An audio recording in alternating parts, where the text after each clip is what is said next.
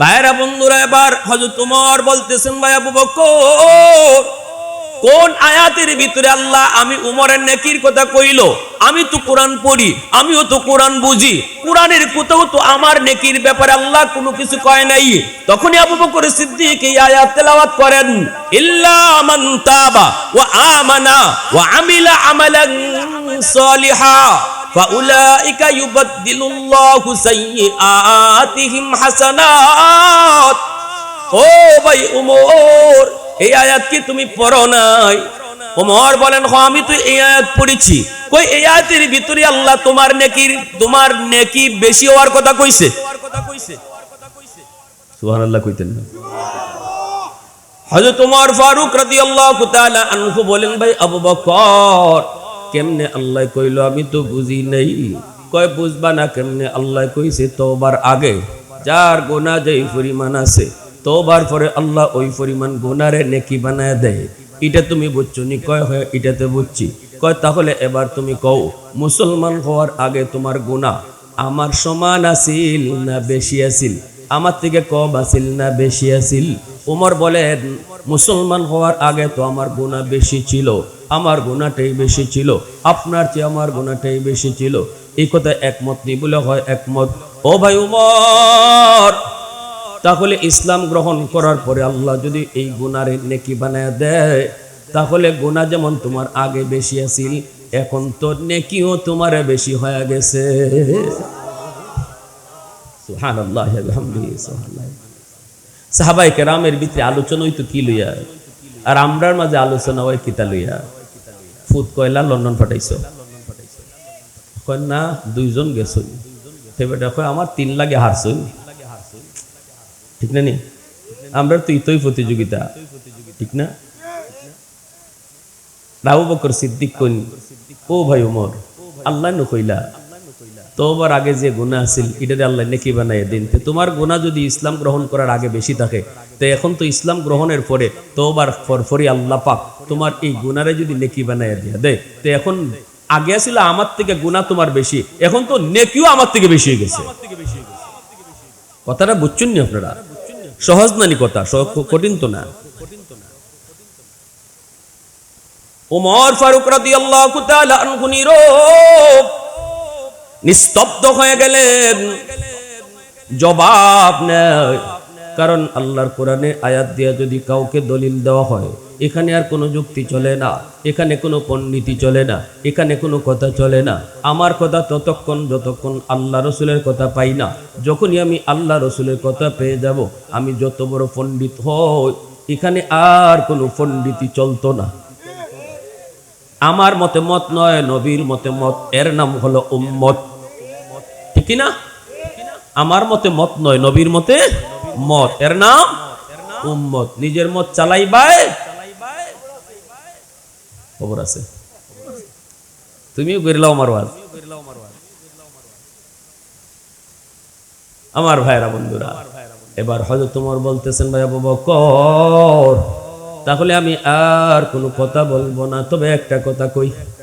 কও, যদি আমি উমরের জীবনের নেকি আপনার চেয়ে বেশি হয়, তাহলে আসেন আমরা দুইজনের জীবনের নেকি বদলা বদলি করি। এক কথাই আমি কইতাম না আমার কম আপনার বেশি, আপনি কইবেন আপনার কম আমার বেশি, এটা বাদ হইবালা। আমি আগের থেকে প্রস্তাব দিলাম, আমার জীবনের নেকি আপনারা দিলাইমু, আপনার জীবনের নেকি আমারে দিবানি। সিদ্দিক আকবর একটু নীরব, সাথে সাথে হযরত ওমর ফারুক রাদিয়াল্লাহু তাআলা আনহু বলেন, ভাই আবু বকর, গোটা জিন্দেগীর নেকি আমাকে দেওয়া লাগতো না, আমি ওমর আমার গোটা জিন্দেগীর নেকি তোমাকে দিয়ে দিব, তুমি শুধু আমাকে এক রাইতের নেকি দিবাইনি। এক রাইতের নেকি যদি আমাকে দাও, আমি ওমর গোটা জিন্দেগীর নেকি তোমাকে দিয়ে দিব। এই কথা বলতে আবু বকর সিদ্দিক বলতেছেন, ভাই ওমর, এটা কোন রাতের কথা তুমি বলছো? তখনই ওমর বলেন, সেটা হলো ওই রাত যেই রাতে আমার মায়ার নবীর সাথে আপনি হিজরত করেছে।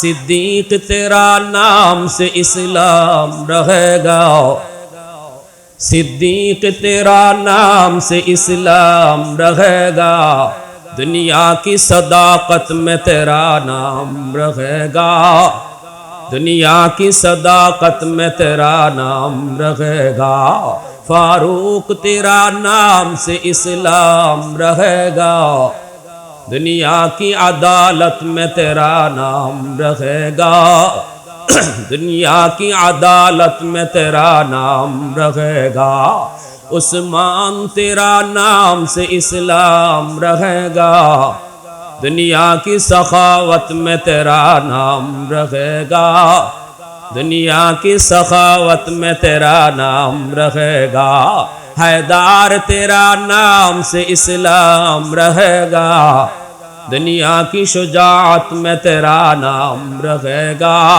मुआविया तेरा नाम से इस्लाम रहेगा, दुनिया की सियासत में तेरा नाम रहेगा, दुनिया की सियासत में तेरा नाम रहेगा। मुसलमानेर आवाजे बोलो अल्लाहु আকবার। ভাইরা বন্ধুরা, যেই মাত্র এই কথাটা বলছেন হযরত ওমর চোখের পানি ছেড়ে কান্দেন আর বলতেছেন, ভাই আবু বকর, আমি তো ওই রাতের নেকিটা চাই যেই রাত্রে তুমি নবীর জন্য দরজার সামনে দাঁড়ায় দাঁড়ায় পাহারা দাঁড়ায় অপেক্ষা করেছো। আমার রসুল কখন এসে তোমাকে ডাক দিবেন, দরজার পাশে দাঁড়ায় দাঁড়ায় তুমি সারা রাত অপেক্ষা করেছো। বিছানার মধ্যে পিঠ লাগাও নাই, বিছানায় তুমি পিঠ লাগাও নাই। নবীজি গভীর রাতে দরজার পাশে এসে ডাক দিয়েছেন, আস্তে আস্তে ডাক দিয়েছেন, আবু বকর, সাথে সাথে তুমি দরজা খুলে দিয়েছো। রসুল তোমারে জিজ্ঞেস করেছেন, আবু বকর, মদিনার মানব দানব পাক পাখালি সবাই ঘুমায় আছে, মক্কার মানুষও ঘুমায় আছে, আরবের মানুষও ঘুমায় আছে, এই ঘুমন্ত মানুষগুলার ভিতরে তুমি এত তাড়াতাড়ি কেমনে দরজা খুলছো? এরে আবু বকর, তুমি কি ঘুমাও না? সেদিন আপনি বলেছিলেন, নবী গো, 40 দিন আগে আপনি ইশারা দিয়েছিলেন, আবু বকর, কোন এক রাতে তোমাকে নিয়ে হিজরত করব। ওগো নবীজি, খোদার কসম, ওই দিন থেকে আজ পর্যন্ত আমি বিছানায় পিঠ লাগাই না। গভীর রাতে যদি আমার মায়ার নবী দরজার পাশে এসে আমাকে আস্তে করে ডাক দেন, আর যদি আমার দরজা খুলতে দেরি হয়, তাহলে নবীজির কষ্ট হবে। সেদিন তুমি বিছানায় পিঠ লাগাও নেই, মায়ার নবীর জন্য 40টা রাত অপেক্ষায় ছিলা। এরপরে মায়ার নবীকে নিয়ে তুমি রওনা দিয়েছো, গারে সুরের দিকে উঠবা। এত উঁচা পাহাড়, এই পাহাড়ের উপরে হলো সেই গুহা। সেই গুহায় তুমি কেমনে উঠছো? আমার দু জাহানের বাচ্চা রহমতের নবীর পাহাড় বাইতে তুমি দেও না, নিজের কাদের মধ্যে রসুলরে তুইলা তুমি নিজে নিজে পাহাড় বায়া বায়া উঠছো। আজও যারা মক্কা মদিনা যান, জিয়ারা করায়, দেখবেন গারে সুর, এখানে গেলে পরে আপনারা দেখাইব ওই সেই গুহা, যে গুহা রসুল আশ্রয় নিয়েছিলেন হযরত আবু বকর সিদ্দিককে নিয়া। কিন্তু সাহস হয় না, সাহস হয় না। আমি আমার কথা কই, আমি সাহস করতাম পারছি না উঠবার, কিন্তু মানুষ উঠতেছে। এখন কিন্তু সৌদি সরকার রাস্তা করে দিছে, আপনার জায়গায় জায়গায় দোকান রাখছে, টং রাখছে, আপনি পানির তৃষ্ণা লাগলে পানি পাইবেন, জুস খাইতেছিলে জুস পাইবেন, জিরাইয়া জিরাইয়া জিরাইয়া জিরাইয়া আপনি উঠতে পারবেন। কয়েক ঘন্টা সময় লাগে সেই গাড়ে সুরে উঠতে। রসুলের যুগে কিন্তু এমন রাস্তা ছিল না, জায়গায় জায়গায় জুস পাবেন কোথা থেকে? এই পাথরের উপর পা দিয়া দিয়া সেই গুহায় উঠতে হতো। আবু বকর সিদ্দিক সেদিন দু জাহানের বাদশারে নিজের কাঁধে লইছেন, ইয়া রাসূলুল্লাহ, পাহাড় বাইতে আপনার কষ্ট হবে, আপনি আমার পিঠে উঠেন। রসুলের পিঠে লইয়া সিদ্দিক আকবর ওই পাথরে পা দিয়া দিয়া সেই গুহায় গিয়ে পড়ছে। আল্লাহর নবী যখন যার পিঠে উঠছেন সেই সবার আগে চলে গেছে, ঠিক না? রসুল বুরাকের পিঠে উঠছেন, বুরাক সবার আগে চলে গেছে। রসুল সিদ্দিকের পিঠে উঠছেন, সিদ্দিক উম্মতের মধ্যে সবার আগে চলে গেছে। আল্লাহ রসুল সাল্লাল্লাহু আলাইহি ওয়াসাল্লামকে সেই গারের গুহার মুখে রেখা এবার আবু বকর সিদ্দিক রাদিয়াল্লাহু তাআলা আনহু বলতেছে, ইয়া রাসূলুল্লাহ, ওগো নবীজি, আপনি আগে ঢুকেন না গো নবী, আমি আগে যাই গুহার ভিতরে একটু ঢুকি।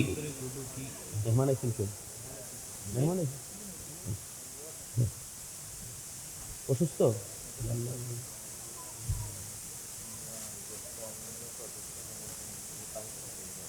আচ্ছা,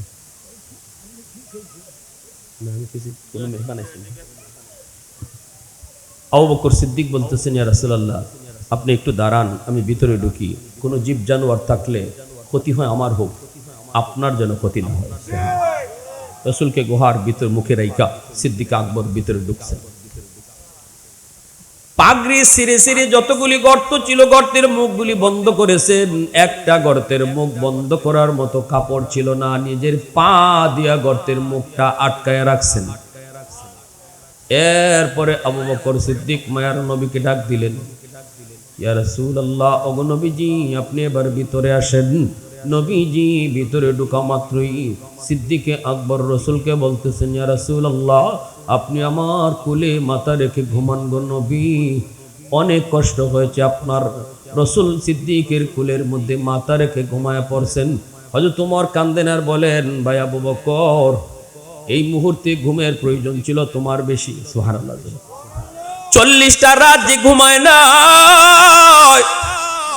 আজ ঘুমের প্রয়োজনটা, এই মুহূর্তে ঘুমের প্রয়োজনটা ছিল আপনার, কিন্তু নিজে না ঘুমায়া দু জাহানের বাদশারে ঘুম পাড়াইছেন। মায়ার নবীর নুরানি চেহারাটা তিনি আপনি নয়ন জুড়ে জুড়ে দেখছেন। যেই গর্তের মধ্যে আপনি পা দিয়ে আটকায় রাখলেন, ওই গর্তটার মধ্যেই ছিল বিষাক্ত সাপ। সাপে দিল কামড়, বিষের যন্ত্রণায় অস্থির, কিন্তু আপনি বডি নাড়ান না, কারণ বডি নাড়াচাড়া করলে আমার মায়ার নবীর ঘুম ভেঙে যাবে। সাপের বিষের যন্ত্রণা যে সাপের কামড় খায় সে জানে রে যুবক, কেউ বুঝবে না। সিদ্দিক আকবরের চেহারাটা পর্যন্ত কালো হয়ে গেল, দাঁতে দাঁতে কিরিমিরি খেয়ে তিনি হজম করতেছেন। এরপরও নিজের বডিটা নাড়াচাড়া করেন না, কারণ দু জাহানের বাচ্চা তার কুলে ঘুমাইতেছেন। নবীজির ঘুম ভাঙলে কষ্ট হবে। সাহাবায়ে কেরাম কত বড় আশিক ছিলেন। হযরত আলী রাদিয়াল্লাহু তাআলা আনহুর উরাতেও রসুল তাবুক যুদ্ধ থেকে ফিরে আসার পথে এবার রসুল একটু ঘুমাইছিলেন। হযরত আলী আসরের নামাজ পড়তে পারেন নাই। আলী মনে করছেন হয়তো রসুল একটু পরে উঠে যাবেন, কিন্তু নবীজির আর ঘুম ভাঙলো না। সূর্য ডুবে গেল, রসুলের ঘুম ভাঙলো। রসুল বলতেছেন, আলী, ও আলী, চেহারাটা এমন কেন? আসরের নামাজ বুঝি তুমি পড়ো নাই? আলী বলতেছেন, নবী গো, নামাজ পড়ি নাই গো নবী, কাজা হয়ে গেছে। রসুল বলেন, আমাকে ডাক দিলা না কেন? আলী বলে, ইয়া রাসূলুল্লাহ, দু জাহানের বাদশা আমার কুলে ঘুমায়, এমন খুশনসিব কয়জনের আছে গো নবী? আমার মন সায় দেয় নাই আপনারে ডাক দিয়া ঘুম ভাঙাবো। সূর্য ডুবে গেছে, কাজা পরে নিব।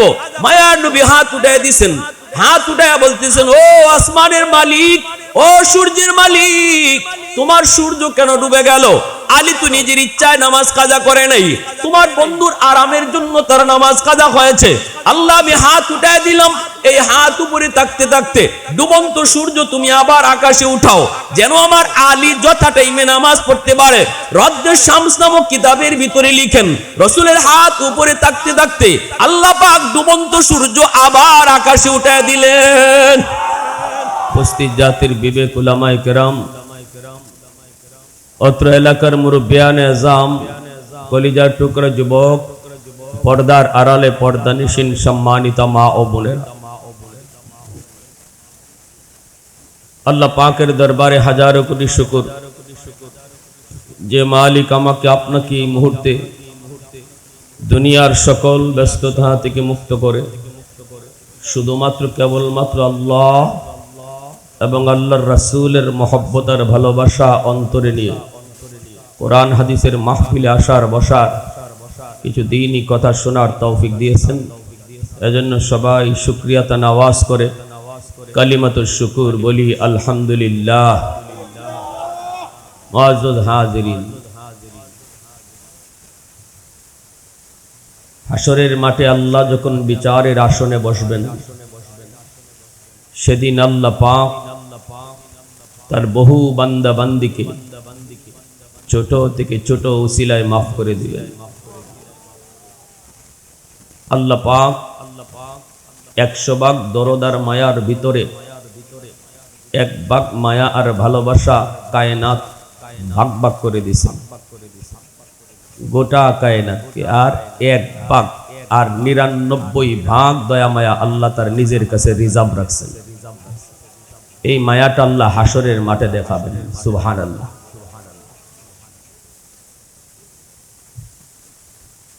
আল্লাহ পাক রব্বুল আলামিন হাসরের মাঠে তার অপরাধী গুনাহগার বান্দা বান্দির পক্ষে থাকবা। এটা স্টার্ট না হলে এটার এখানে ঠেলাইয়া একটু সরাও।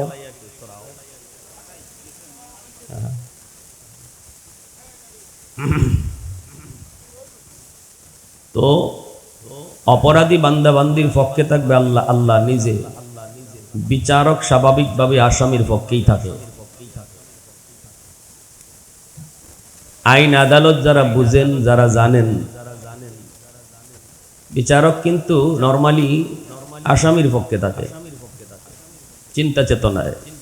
এজন্যই কোন বিচারক তার কোর্টে যাওয়ার পথে যদি নিজের চোখে কোনো অপরাধ দেখে, জজ সাহেব নিজে দেখছে কে কারে মারছে, অপরাধীরে জজ সাহেব নিজের চোখে দেখছে, ঘটনাস্থলে জজ সাহেব ছিল, এমনও যদি হয়, তবুও পৃথিবীর কোনো জজ তার বিচারের আসনে বসে কখনো এই কথা বলে না যে এটা তো আমিই দেখছি, কে কারে মারছে, কে কারে খুন করছে, কে অপরাধ করছে, এখানে আবার সাক্ষী লাগবে কে, এমন কথা কোনো বিচারক বলে না। বরং কি বলে, প্রমাণ করো, সাক্ষী আনো, সে যে অপরাধ করছে। দুনিয়ার নগণ্য বিচারক যদি আসামির পক্ষে থাকে, সকল বিচারকের বিচারক আমার আপনার মালিক যেদিন হাসরের ময়দানে বিচারের আসনে বসবেন, ওই দিন আল্লাহ তার গুনাহগার অপরাধী বান্দা বান্দির পক্ষে থাকবা। কোন উসিলায় কারে মাফ করা যায়, আল্লাহ শুধু উসিলা তালাশ করবা, কারে কিভাবে মাফ করা যায়। এজন্য এই মাহফিলে যে আল্লাহর ওলির স্মৃতি বিজড়িত এই প্রতিষ্ঠান, যে প্রতিষ্ঠানের সাথে আমাদের মায়া, একটা দরদ, একটা ভালোবাসা, শুধু আল্লাহর ওলির খাতিরে, যিনি জমিনে থাকতে অনেক মায়া করতেন, অনেক আদর করতেন, ব্যস্ততার ভিতরেও চেষ্টা করি মনে প্রাণে একটু জিয়ারত করে যাওয়ার জন্য। এখানে যে আসলাম, বসলাম, এই বসাটাও আমার আপনার কাছে, আমার আপনার কাছে ছোট আমল হতে পারে, কিন্তু এটাও তো নাজাতের উসিলা হইতে পারে কি পারে না। হাদিস শরীফে রাসূল বলেন, একজন মানুষের ফয়সালা হয়ে গেছে জাহান্নাম, সে জাহান্নামের দিকে যাচ্ছে, কিন্তু বারবার পিছনে আল্লাহ পাকের দিকে তাকাইতেছে।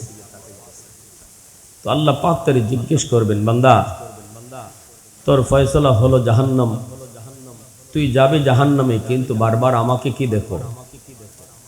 কাল্লা, দুনিয়াতে উলামায়ে কেরামের জবানে শুনছি, হাসরের মাঠে তুমি ছোট ছোট উসিলায় বহু বান্দারে মাফ করে দিবা। আল্লাহ, আমার কেন জানি মন বলে আজ আমাকেও এমন কোনো একটা ছোট উসিলায় তুমি মাফ করে দাও কিনা, এই বুক ভরা আশা নিয়ে বারবার তোমার দিকে তাকাইতেছে। আল্লাহ পাক বলবেন, বান্দা তোর কথাটা আমি আল্লাহর কাছে বড় ভালো লাগলো। মালিক তখন ফেরেশতাদেরকে বলবেন, আমার বান্দার আমল নামাটা আমাকে তোমরা দেখাও। আল্লাহ নিজেই দেখবেন। এরপরে আল্লাহ বলবেন, বান্দা তোর আমল নামার ভিতরে গুনার পাল্লা ভারী, নেকির পাল্লা হালকা, যার কারণে তোমার ফয়সালা হলো জাহান্নাম। কিন্তু বান্দা, ওই যে আমি দেখতেছি তোর আমল নামার ভিতরে দুনিয়ার অমুক জায়গার একটা মাহফিল, ওই মাহফিলে তুমি বসা, একটু বলো তো সেখানে কেন তুমি হাজির হয়েছ? সুবহানাল্লাহ। লোকটাই কইব, মালিক দুনিয়ার কোনো লোভে নয়, দুনিয়ার কোনো কিছু পাওয়ার জন্য নয়, শুধুমাত্র তোমাকে খুশি করার জন্য। আল্লাহ পাক রব্বুল আলামিন তখন বলবেন, বান্দা শুন, আমি আল্লাহর আদত হচ্ছে মাফ করে দেওয়া, কিন্তু আমার নিজাম হলো উসিলা ছাড়া মাফ করি না। ওই দিনে মাহফিলে বসাকে উসিলা বানায়া আমি আল্লাহ আজ হাসরের ময়দানে তোমাকে মাফ করে দিলাম। আওয়াজ দিয়ে কও না সুবহানাল্লাহ, আর একটু জোরে কও না সুবহানাল্লাহ। ইমাম গাজ্জালী রহমাতুল্লাহি আলাইহি দাকাইকুল আখবার নামক কিতাবের ভিতরে লিখেন রে যুবক, হাসরের মাঠে আল্লাহ পাক একজনকে বলবেন, বান্দা বল, দুনিয়াতে তুই কোন আলেমের মজলিসে বসছিলি নি, এতটুকু উসিলা পাইলো আমি আজ তোরে মাফ করে দিব। লোকটাই কইব, না গো মালিক, মনে পড়ে না। আল্লাহ বলবেন, বান্দা বল বল, এমন কোন দস্তরখানায় জীবনে খানা খাইছুনি যেখানে কোন আলেম ছিল? কয়, না গো মালিক, তাও মনে পড়ে না। আল্লাহ এবার বলবেন, এমন কোন ঘরে তুমি থাকছো কিনা যেই ঘরে আগে কোন আলেম থাকতো? কয়, না গো মালিক, তাও মনে পড়ে না। এবার আল্লাহ পাক বলবেন, বান্দা বল বল, তোর কোন সন্তানের নাম কোন আলেমের নামে নাম রাখছো কিনা? হাসরের ময়দানে সন্তানের নামটাও বাপ মার জন্য নাজাতের উসিলা হয়ে যাবে। হাসরের মাটি সন্তানের নাম মা বাবার জন্য নাজাতের উসিলা হবে। এজন্য নাম রাখতে একটু খেয়াল করা দরকার। ভাইরা বন্ধুরা, ওই সময় লোকটা কইব, না মালিক, আমি তাও করি নেই। আল্লাহ পাক তখন কইব, বান্দা, তোরে তো মাফ করার কোনো পথ পাইতেছি না। সুবহানাল্লাহ, তোরে তো মাফ করার কোনো উসিলা আমি পাইতেছি না। বান্দা একটু বল, বল তো দেখি, দুনিয়াতে তোর এমন কোনো বন্ধু ছিল নি যেই বন্ধু আলেম ওলামাকে মহব্বত করত? এতক্ষণ পর্যন্ত আল্লাহ উলামায়ে কেরামের সাথে তার সম্পর্ক ডাইরেক্ট আছে কিনা এটা আল্লাহ তালাশ করার চেষ্টা করেছে। যখন দেখে আলেমদের সাথে তার সম্পর্ক ডাইরেক্ট পাওয়া যাইতেছে না, তখন আল্লাহ ইনডাইরেক্ট খুঁজতেছে। সুবহানাল্লাহ, আওয়াজ দিয়ে বলেন। এমন কোন বন্ধু ছিল নি যে বন্ধু উলামায়ে কেরামকে মহব্বত করত? এজন্য তো আমার রাসূল বলেছেন, কুন আলিমান আও মুতাআল্লিমান আও মুহিব্বান আও মুঈনান ফালা তাকুন খামিসা।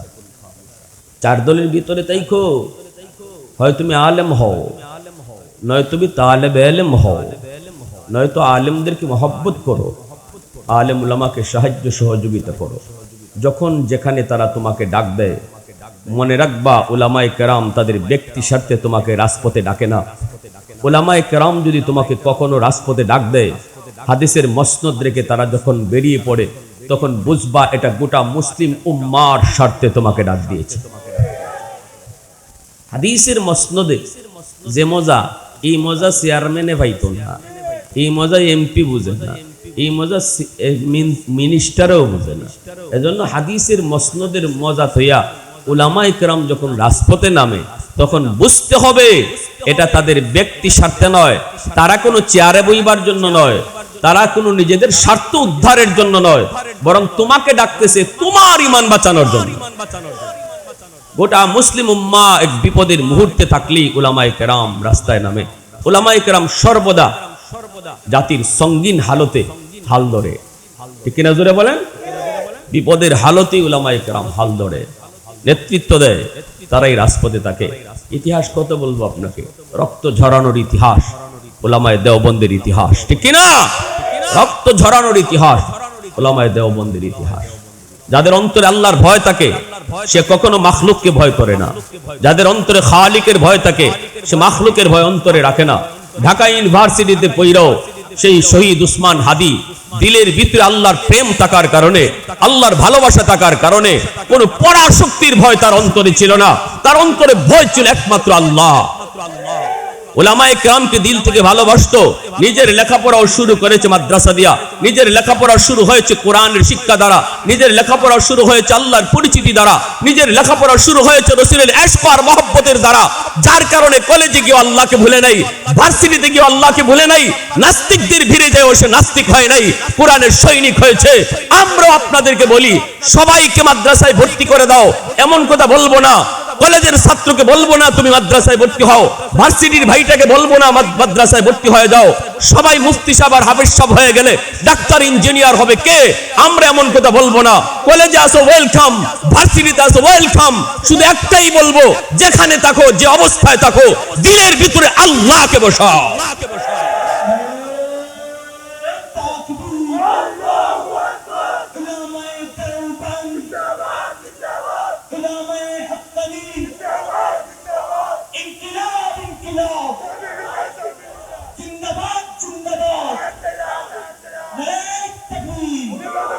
প্যারে হাজিরিনে যুবক, তোমার মতো একজন যুবক ছিল শরীফ উসমান হাদি, তোমার মতোই কলেজে পড়ুয়া, ভার্সিটিতে পড়ুয়া। কি পরিমাণ দিলের ভিতরে আল্লাহ পাকের প্রতি ভয়ভীতি আর তাকওয়া ছিল, অন্তরে আল্লাহর প্রেম আর খাঁটি দেশ প্রেম ছিল, বেজাইল্লা না। ঠিক না জোরে কোন? দেশ প্রেম দুই প্রকার, একটা হইলো খাঁটি আর একটা হইলো বেজাইল্লা। বেজাইল্লা দেশ প্রেম নিয়া, খাঁটি দেশ প্রেম ছিল বিদায় আল্লাহ পাক রব্বুল আলামিন ও তার এমন মায়া করা করলো, মানুষের অন্তরে তার মহব্বত আল্লাহ ঢুকাই দিল। এটা আল্লাহ রাসূলের হাদিস। নবীজি বলেন, যখন কেউ আল্লাহকে ভালোবাসে, আল্লাহ যখন তারে ভালোবাসে, তখন আল্লাহ মাখলুকের অন্তরে তার ভালোবাসা ঢুকাইয়া দেয়। এজন্য উলামায়ে কেরামকে মানুষ ভালোবাসে।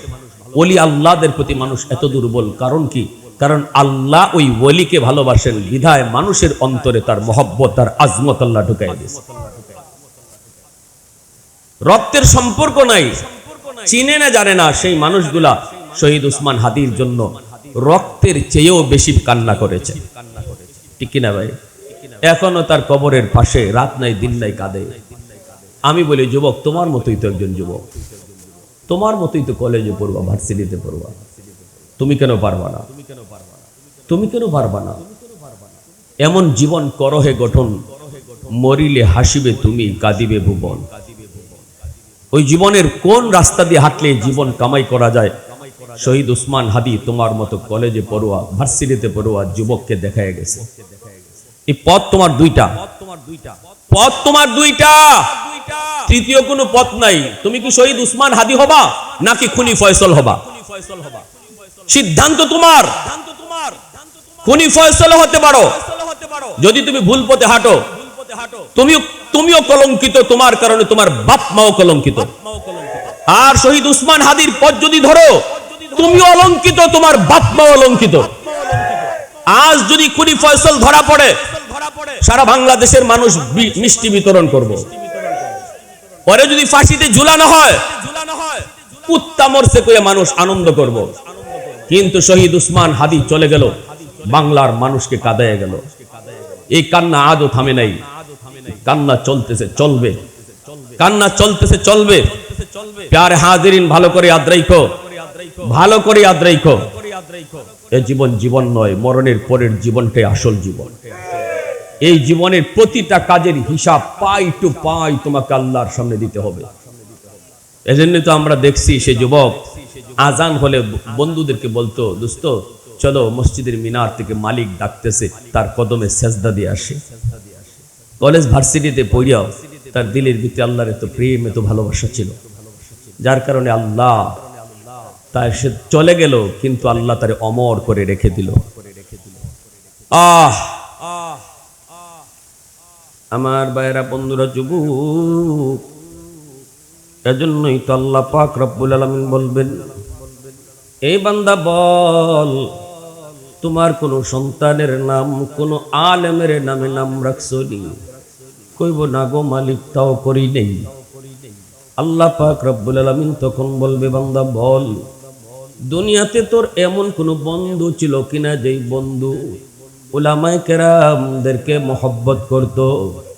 তখন কইব মালিক, মনে পড়েছে, আল্লাহ মনে পড়েছে, দুনিয়াতে আমার একজন বন্ধু ছিল, আমার ওই বন্ধু উলামায়ে কেরামদেরকে মহব্বত করত, ছাত্রদেরকে ভালোবাসত, মাদ্রাসায় আসা যাওয়া করত, গুলমুকাফন মাদ্রাসায় আসা যাওয়া করত, ছাত্রদের হালত সে জানতো, আমাকেও মাঝে মাঝে বলতো, আমিও কম বেশি তার হাতে সহযোগিতা করতাম।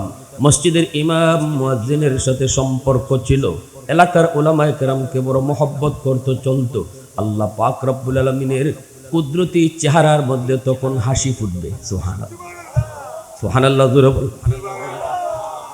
আল্লাহ পাক বলবে, বান্দা শুন, আমি আল্লাহর আদত হলো মাফ করে দেওয়া, কিন্তু আমার নিজাম হলো উসিলা ছাড়া মাফ করি না।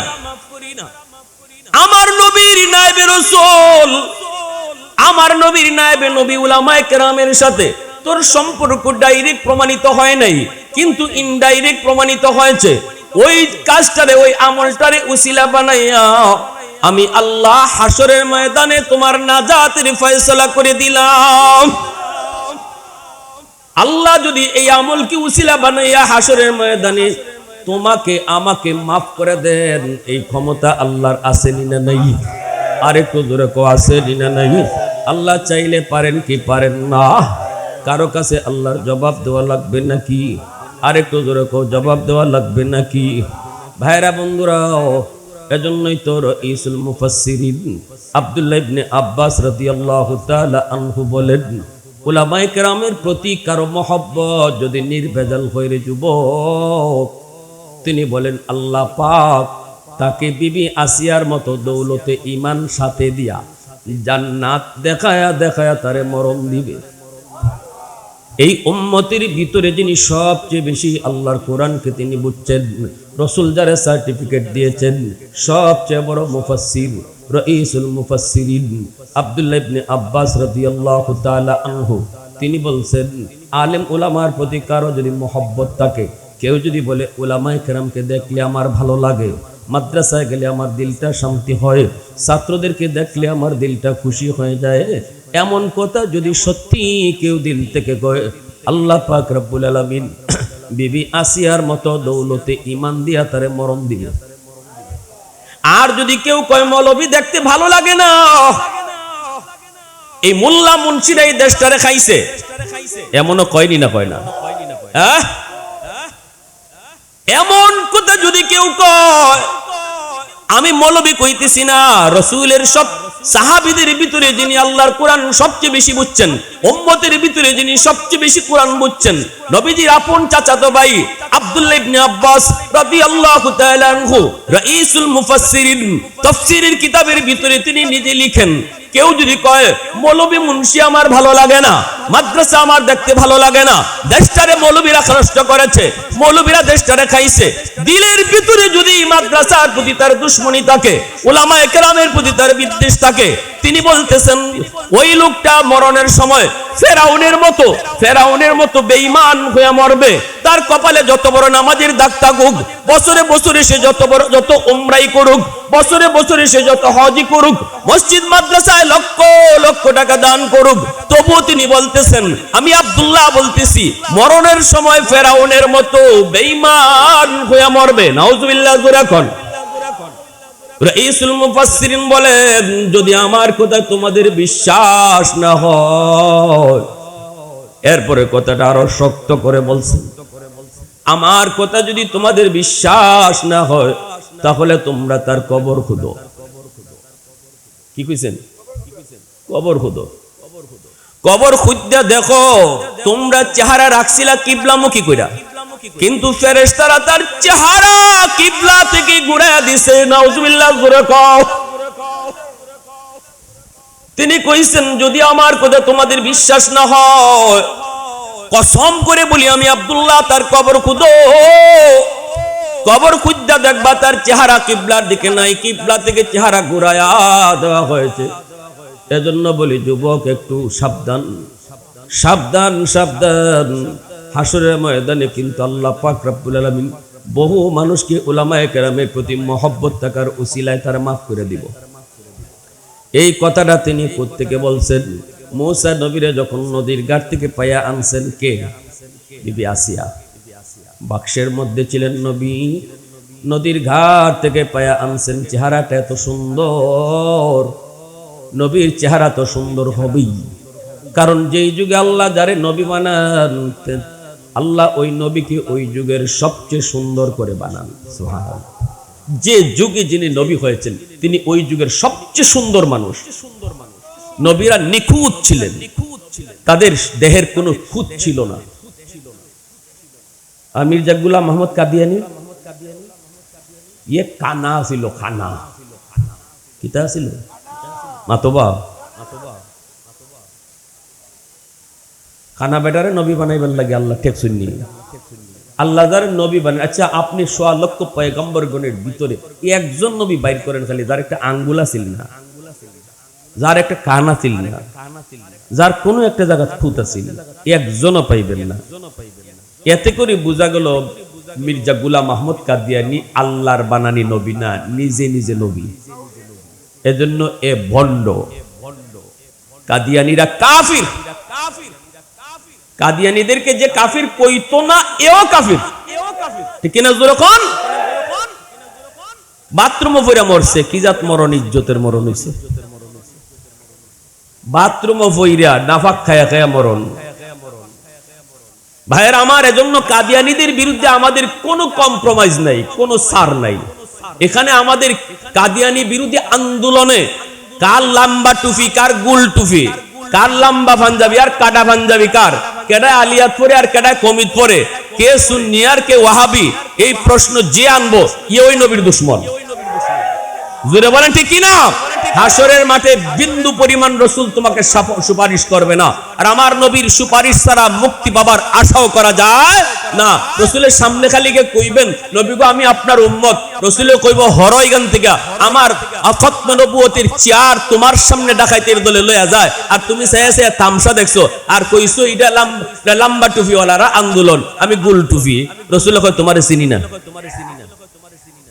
ঠিক কিনা জোরে কও? এজন্য খতমে নবুয়তের আন্দোলন এটা কোনো গোষ্ঠীর নয়, এটা কোনো ফিরকার নয়, এটা কোনো দলের নয়। খতমে নবুয়তের আন্দোলন গোটা মুসলিম উম্মার আন্দোলন, খতমে নবুয়তের আন্দোলন নবীর গোটা উম্মতের আন্দোলন। অতএব উলামায়ে কেরাম যখনই ডাক দিবে আমাদের একটাই খোলা এজেন্ডা, বাংলাদেশে কাদিয়ানীদেরকে রাষ্ট্রীয়ভাবে অমুসলিম ঘোষণা করতে হবে। আমাকে আমার একজন বলতেছে হুজুর আপনারা হিন্দুর বিরুদ্ধে কথা কন না, ইহুদির বিরুদ্ধে কথা কন না, নাস্তিকের বিরুদ্ধে কথা কন না অত, কিন্তু কাদিয়ানির বিরুদ্ধে অত খেপা কেনে? আমি কই বুঝো তুমি কসু। হিন্দু বাংলাদেশে বসবাস করে কোনো আপত্তি নাই, ইহুদি বাংলাদেশে বসবাস করবে কোনো আপত্তি নাই, কোন ধর্মের মানুষকে আমরা বাধা দেব না, কারণ আমার রসুল মদিনার রাষ্ট্রনায়ক। রসুল মদিনার রাষ্ট্রনায়ক, সকল ধর্মের মানুষ মদিনায় বসবাস করেছে, রসুল তাদের ধর্মীয় স্বাধীনতা দিয়েছেন। এটাই হলো ইনসাফের রাজনীতি, এটাই হলো আমার রসুলের রাজনীতি, এটাই হলো ইসলামের সৌন্দর্য। বাংলাদেশ সাম্প্রদায়িক সম্প্রীতির দেশ, অসাম্প্রদায়িক দেশ নয়। আমরা উলামায়ে কেরাম হিন্দুদের মন্দির পাহারা দিয়ে অভ্যস্ত আছি। আওয়াজ দিয়া বলো ঠিক কিনা?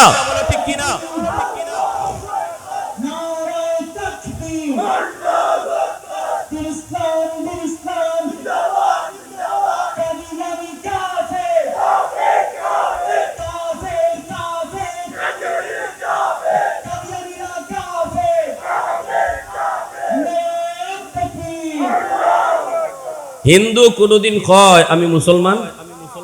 হিন্দুরে যদি আপনি জিগান তুই কোন ধর্মের, কইব আমি হিন্দু। খ্রিস্টানরে যদি আপনি জিগান তুই কোন ধর্মের, কইব আমি খ্রিস্টান। ইহুদিরে জিগাইলে কইব আমি ইহুদি। কিন্তু কাদিয়ানি তোরে জিগাইলে তুই কেন লাগে কস আমি মুসলমান? এখানে আমাদের অবজেকশন। তুমি তোমার ভিন্ন পরিচয় দাও, ভিন্ন ধর্মের পরিচয় দাও, কোনো আপত্তি নাই আমাদের। ভিন্ন ধর্মের মানুষ যেভাবে বাংলাদেশে বসবাস করে তোমরা বসবাস করো, কিন্তু পরিচয় দিবা আমি মুসলমান, এখানে অবজেকশন, ঠিক কিনা?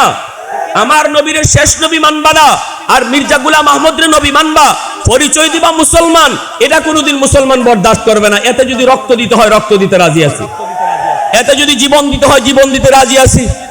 হাসরের মাঠে এতটুকুতে বলতে পারবো রসুল আপনার খতমে নবুয়তের আন্দোলন করতে যায় রক্ত ঝরাইছি, এটাই আমার সুপারিশের জন্য যথেষ্ট, ঠিক কিনা জোরে কও?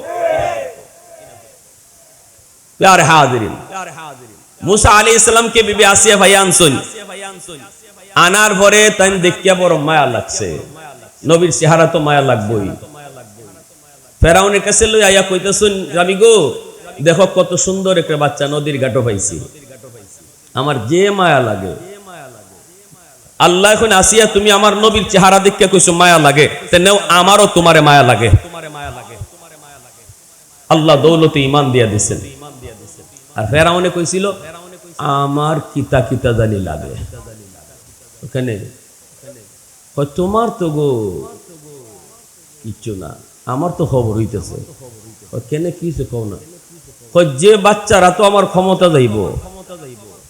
জ্যোতিষীরা কইছে, গণকে কইছে এই বাচ্চা বলে এখনো জীবিত। অত বাচ্চা যে বনি ছেলের মারলাম হাজারে বিজারে, এই বাচ্চা বলে মাইরো পড়ে না, হে এখনো জীবিতই। এই টেনশনে তো আমার ঘুম হারাম, আমার খাওয়া হারাম, আমার সব হারাম, না সেরাত আসি আছে না আনন্দ আছে। আর তুমি এখন নদীর ঘাট থেকে ফাইয়া লই এইসব একবারে গড়, এখন আমার তো ডর লাগে ইডই নিহি দেয়া ইডুনি আসিয়া কয় তোমার মাথার তার তুর আসেনি কিতাব উজ্জে যে তোমারে মানুষে বাচ্চা বানাইছে না বাচ্চা এটা বনি ইসরায়েলের বলে হ হতে এই বাচ্চা বনি ইসরায়েলের কেমনে হইব হতে কেমনে হইতো না হইব কেমনে বনি ইসরায়েল আমরা থেকে বাটি এলাকায় যদি বনি ইসরায়েল থেকে বাইশে আইতো ইবাই আওয়ার কথা না নদীর স্রোতে বাইটল নেওয়ার কথা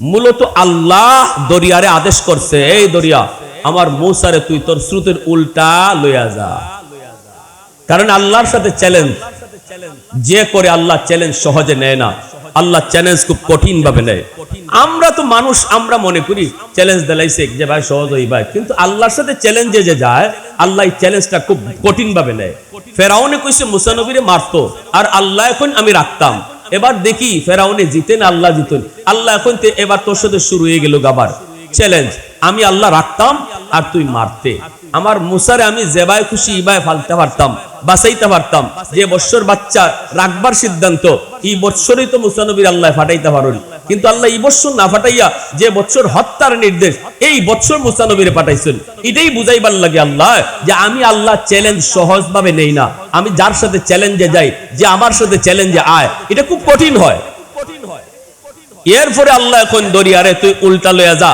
আল্লাহ এটা বুঝাইলেন এটাই আল্লাহ মেসেজ দিলেন যে মুসারে তুই মারতে চাস এই মুসারে আমি আল্লাহ তোর বড় করাইল ঠিক কিনা জোরে ওই যে কোনো এক জায়গায় আমি মুসারে বড় করাইতে পারতাম তাইলে তো আমার চ্যালেঞ্জটা সোজা হয়ে যায় কিন্তু না আমি আমার মুসারে তোর বড় করব এজন্য ফেরাউনে যখন বিবি আসিয়া কইছেন যে না এটা তো বনি ইসরায়েলের বাচ্চা হইতে পারে না বনি ইসরায়েলের বাচ্চা হইলে তো ইবা আওয়ার কথা না ফেরাউনে তখন কথা তো ঠিক যুক্তি তো তোমার ঠিক তাইলে তো বাচ্চা এটা না আল্লাহ কুদরতি মুস্কি আসে আল্লাহ কয় কার সাথে ফাল্লা লইছ টের পাস না তো এখন শস্য ফুল দেখাইব ঠিক কিনা জোরে কও ওই যে ফেরাউনে কইছিল আমার ভাল লাগে না এতে করে আল্লাহ কইতে তোরেও আমার ভাল লাগে না ফেরাউন বেঈমান হয়ে মরছে আর আসিয়া কইছিলেন নবীর চেহারা দেখে আমার মায়া লাগে আল্লাহরও মায়া লাগছে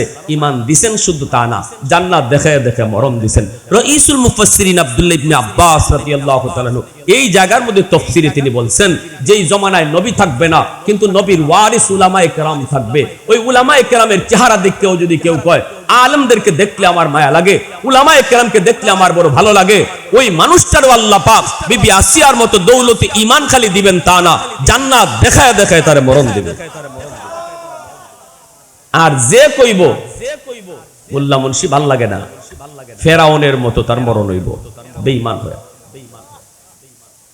তাহলে উলামায়ে কেরামের প্রতি মহব্বত দরকার আসেনি না নাই আরো জোরে আসেনি না নাই আমার ভাইয়েরা বন্ধুরা যুবক এজন্য দিলটা একটু নরম করে কথাগুলো বোঝার চেষ্টা করো প্রশংসা করব কার একটু জোরে কও না কার আর একটু জোরে কও না কার আর একটু জোরে কও না কার বেমুরব্বি কায় তো আন্নাতি তিফলে দানে সুবার সুদন বেমুরব্বি কায় তো আন্নাতি তিফলে দানে সুবার সুদন কাতরারা ইমকানা বাশদ বেসদফ গাও হর সুদন রোজা হাবায়ত কশিদন ইন্তজারে বেশুমার তাকে দরজৌ ফে সদফ বারা শবদ দুররে আদন হফতা হাবায়ত কিতায়ে কি মুশতে পুশ আজ পুশতে মেশ শাহেদ রাহুল্লা গর্দ দিয়া শহীদ রাকাফন মাহো হাবায়ত কিতায়ে কে নুতফায়ে আজ পুশতে রহেম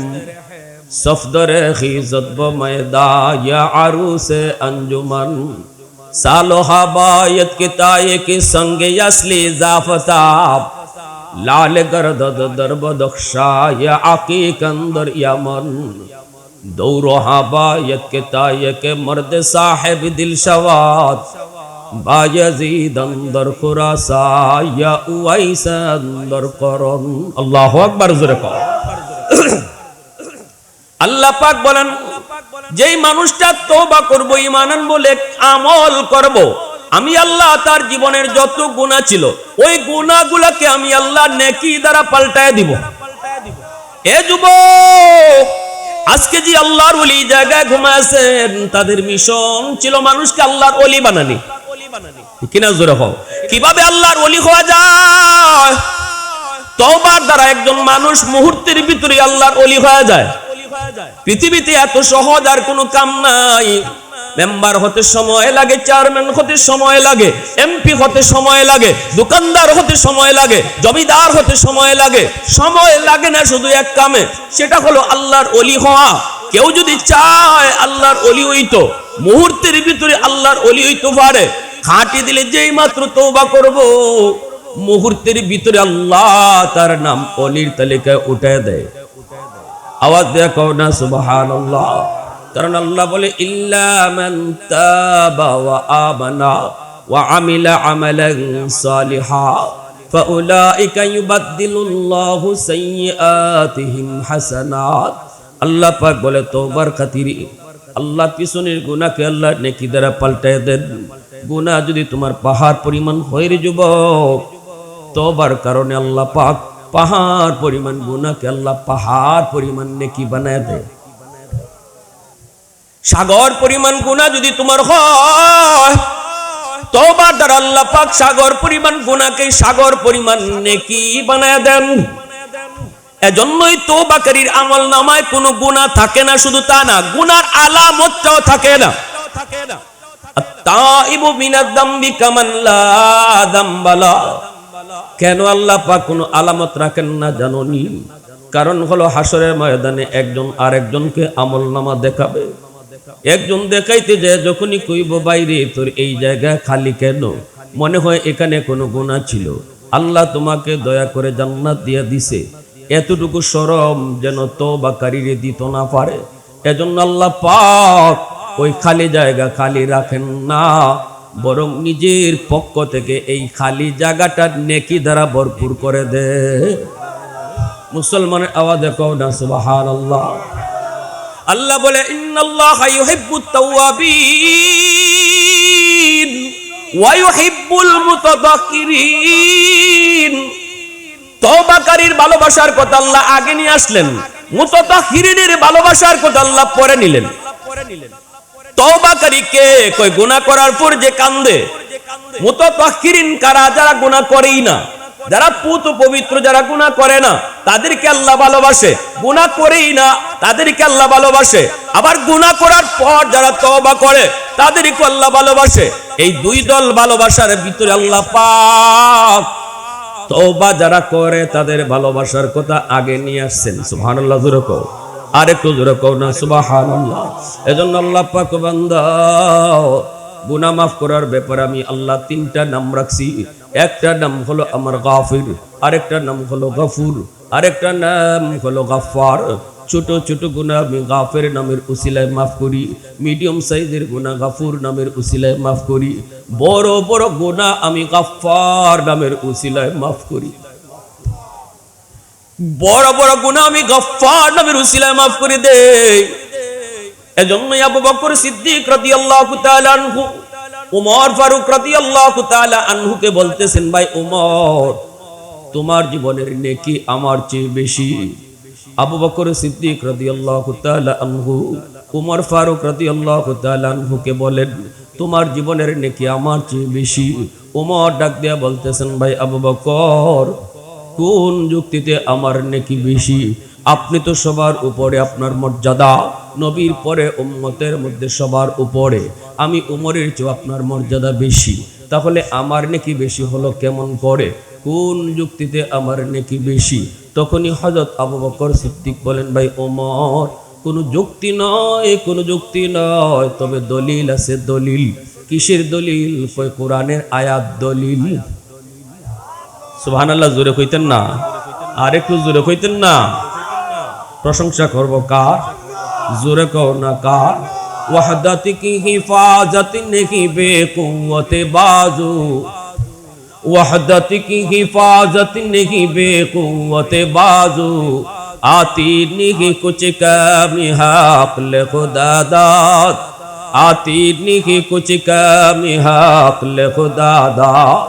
ऐ मर्द खुदा तुझको कुव्वत नहीं हासिल, जा बैठ किसी गार में अल्लाह को कर याद, जा बैठ किसी गार में अल्लाह को कर याद। ये सच है कि बातिल की तरफदार नहीं हम, गद्दार न समझो हम गद्दार नहीं हम। फूलों की तो रहनरम मिजाज अपना है नजर, हम तीर नहीं नेज़ा व तलवार नहीं हम तीर नहीं नेज़ा व तलवार नहीं हम। মুসলমানের আওয়াজ কো আল্লাহু আকবার। ভাইরা বন্ধুরা, এবার হযরত ওমর বলতেছেন, ভাই আবু বকর, কোন আয়াতের ভিতরে আল্লাহ আমি উমরের নেকির কথা কইলো? আমি তো কোরআন পড়ি, আমিও তো কোরআন বুঝি, কোরআনের কোথাও তো আমার নেকির ব্যাপারে আল্লাহ কোনো কিছু কয় নাই। তখনই আবু বকর সিদ্দিক এই আয়াত তেলাওয়াত করেন, ইল্লা মান তাবা ওয়া আমানা ওয়া আমিলা আমালান সালিহা ফাউলাইকা ইউবাদদিলুল্লাহু সাইয়্যাতিহিম হাসানাত। ও ভাই উমর, এই আয়াত কি তুমি পড়ো নাই? ওমর বলেন, হ্যাঁ আমি তো এই আয়াত পড়েছি। কই এই আয়াতের ভিতরে আল্লাহ তোমার নেকি বেশি হওয়ার কথা কইছে? সুবহানাল্লাহ কইতেন না? হযরত ওমর ফারুক রাদিয়াল্লাহু তাআলা আনহু বলেন, ভাই আবু বকর, কেমনে আল্লাহ কইলো আমি তো বুঝি নাই। কয় বুঝবা না কেমনে? আল্লাহ কইছে তওবার আগে যার গুনাহ যেই পরিমাণ আছে, তওবার পরে আল্লাহ ওই পরিমাণ গুনারে নেকি বানায় দেয়। এটা তুমি বুঝছো নি? কয় হয় এটাতে বুঝছি। কয় তাহলে এবার তুমি কও, মুসলমান হওয়ার আগে তোমার গুনাহ আমার সমান আছিল না বেশি আছিল? আমার থেকে কম আছিল না বেশি আছিল? ওমর বলেন, মুসলমান হওয়ার আগে তো আমার গুনাহ বেশি ছিল, আমার গুনাহটাই বেশি ছিল, আপনার চেয়ে আমার গুনাহটাই বেশি ছিল। এই কথা একমত নেই বলে হয় একমত।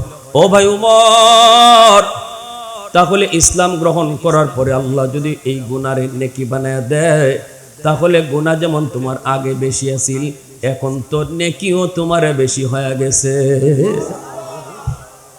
সুবহানাল্লাহ ওয়া বিহামদিহি সুবহানাল্লাহ। সাহাবায়ে কেরামের ভিতরে আলোচনা হইতো কি লইয়া, আর আমরার মাঝে আলোচনা হয় কিতা লইয়া? ফুট কয়লা লন্ডন পাঠাইছো? কয় না, দুইজন গেছো। সেবেটা কয় আমার 3 লাখে হারছো। ঠিক না নি? আমরা তো ইতই প্রতিযোগিতা, ঠিক না? আবু বকর সিদ্দিক কইন, ও ভাই ওমর, আল্লাহ ন কইলা তওবার আগে যে গুনাহ আছিল এটারে আল্লাহ নেকি বানায় দেন। তোমার গুনাহ যদি ইসলাম গ্রহণ করার আগে বেশি থাকে, তো এখন তো ইসলাম গ্রহণের পরে তওবার পরপরই আল্লাহ পাক তোমার এই গুনারে যদি নেকি বানায় দিয়া দেয়, তো এখন আগে আছিল আমার থেকে গুনাহ তোমার বেশি, এখন তো নেকিও আমার থেকে বেশি হয়ে গেছে।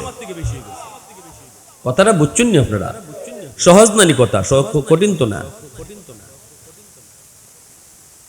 ওমর ফারুক রাদিয়াল্লাহু তাআলা আনহু নীরব, নিস্তব্ধ হয়ে গেলেন, জবাব নেই। কারণ আল্লাহর কোরআনে আয়াত দিয়ে যদি কাউকে দলিল দেওয়া হয়, এখানে আর কোনো যুক্তি চলে না, এখানে কোনো পণ্ডিতি চলে না, এখানে কোনো কথা চলে না। আমার কথা ততক্ষণ যতক্ষণ আল্লাহ রসুলের কথা পাই না। যখনই আমি আল্লাহ রসুলের কথা পেয়ে যাব, আমি যত বড় পণ্ডিত হই, এখানে আর কোনো পণ্ডিতি চলতো না।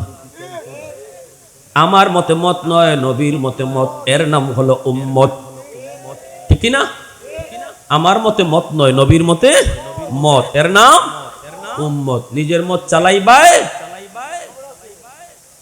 খবর আছে, তুমিও বেরলাও আমার ওয়াজ। আমার ভাইরা বন্ধুরা, এবার হযরত ওমর বলতেছেন, ভাই আবু বকর, তাহলে আমি আর কোনো কথা বলবো না, তবে একটা কথা কই। কও, যদি আমি উমরের জীবনের নেকি আপনার চেয়ে বেশি হয়, তাহলে আসেন আমরা দুইজনের জীবনের নেকি বদলা বদলি করি। এক কথাই, আমি কইতাম না আমার কম আপনার বেশি, আপনি কইবেন আপনার কম আমার বেশি, ইতা বাদ হইবালা। আমি আগের থেকে প্রস্তাব দিলাম, আমার জীবনের নেকি আপনারা দিলাইমু, আপনার জীবনের নেকি আমারে দিবানি। সিদ্দিক আকবর একটু নীরব, সাথে সাথে হযরত ওমর ফারুক রাদিয়াল্লাহু তাআলা আনহু বলেন, ভাই আবু বকর, গোটা জিন্দিগির নেকি আমাকে দেওয়ার লাগতো না, আমি উমর আমার গোটা জিন্দিগির নেকি তোমাকে দিয়ে দিব, তুমি শুধু আমাকে এক রাইতের নেকি দিবাইনি। এক রাইতের নেকি যদি আমাকে দাও, আমি উমর গোটা জিন্দিগির নেকি তোমাকে দিয়ে দিব। এই কথা বলতে আবু বকর সিদ্দিক বলতেছেন, ভাই উমর, এটা কোন রাতের কথা তুমি বলছো? তখনই উমর বলেন, সেটা হলো ওই রাত যেই রাতে আমার মায়ার নবীর সাথে আপনি হিজরত করেছে। सिद्दीक तेरा नाम से इस्लाम रहेगा, सिद्दीक तेरा नाम से इस्लाम रहेगा, दुनिया की सदाकत में तेरा नाम रहेगा, दुनिया की सदाकत में तेरा नाम रहेगा, फारूक तेरा नाम से इस्लाम रहेगा, दुनिया की अदालत में तेरा नाम रहेगा, दुनिया की अदालत में तेरा नाम रहेगा, उस्मान तेरा नाम से इस्लाम रहेगा, दुनिया की सखावत में तेरा नाम रहेगा, दुनिया की सखावत में तेरा नाम रहेगा, हैदार तेरा नाम से इस्लाम रहेगा, दुनिया की शुजाअत में तेरा नाम रहेगा, मुआविया तेरा नाम से इस्लाम रहेगा, दुनिया की सियासत में तेरा नाम रहेगा, दुनिया की सियासत में तेरा नाम रहेगा। मुसलमान आवाज़े बोलो अल्लाहु अकबर। ভাইরা বন্ধুরা, যেই মাত্র এই কথাটা বলছেন নাম হযরত ওমর চোখের পানি ছেড়ে কান্দেন আর বলতেছেন, ভাই আবু বকর, আমি তো ওই রাতের নেকিটা চাই যেই রাত্রে তুমি নবীর জন্য দরজার সামনে দাঁড়ায় দাঁড়ায় পাহারা দাঁড়ায় অপেক্ষা করেছো।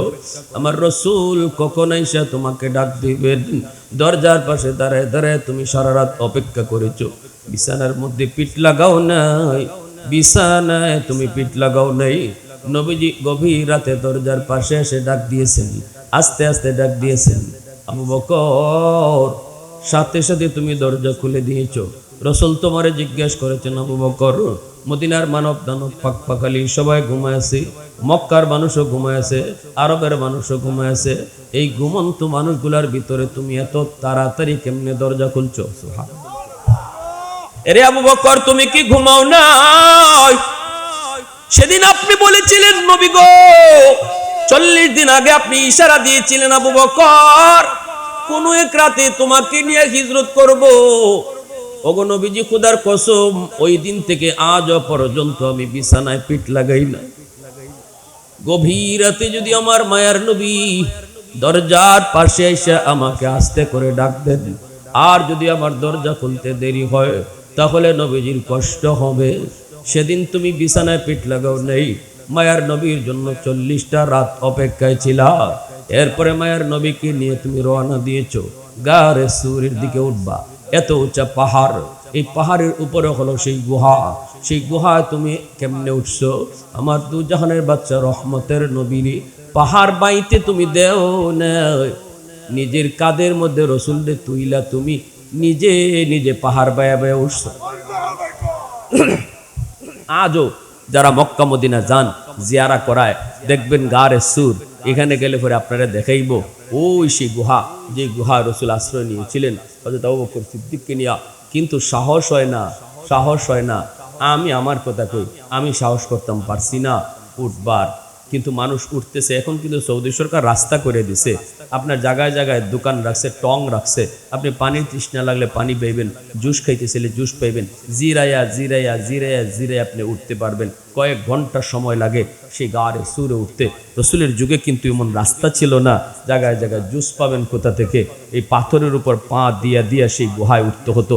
আবু বকর সিদ্দিক সেদিন দু জাহানের বাদশারে নিজের কাঁধে লইছেন, ইয়া রাসূলুল্লাহ, পাহাড় বাইতে আপনার কষ্ট হবে, আপনি আমার পিঠে উঠেন। রসুলের পিঠে লইয়া সিদ্দিক আকবর ওই পাথরে পা দিয়া দিয়া সেই গুহায় গিয়ে পড়ছে। আল্লাহর নবী যখন যার পিঠে উঠছেন সেই সবার আগে চলে গেছে, ঠিক না? রসুল বুরাকের পিঠে উঠছেন, বুরাক সবার আগে চলে গেছে। রসুল সিদ্দিকের পিঠে উঠছেন, সিদ্দিক উম্মতের মধ্যে সবার আগে চলে গেছে।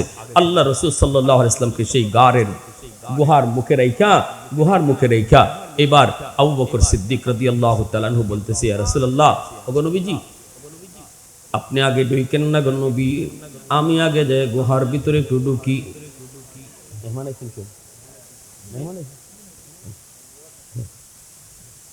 অসুস্থ?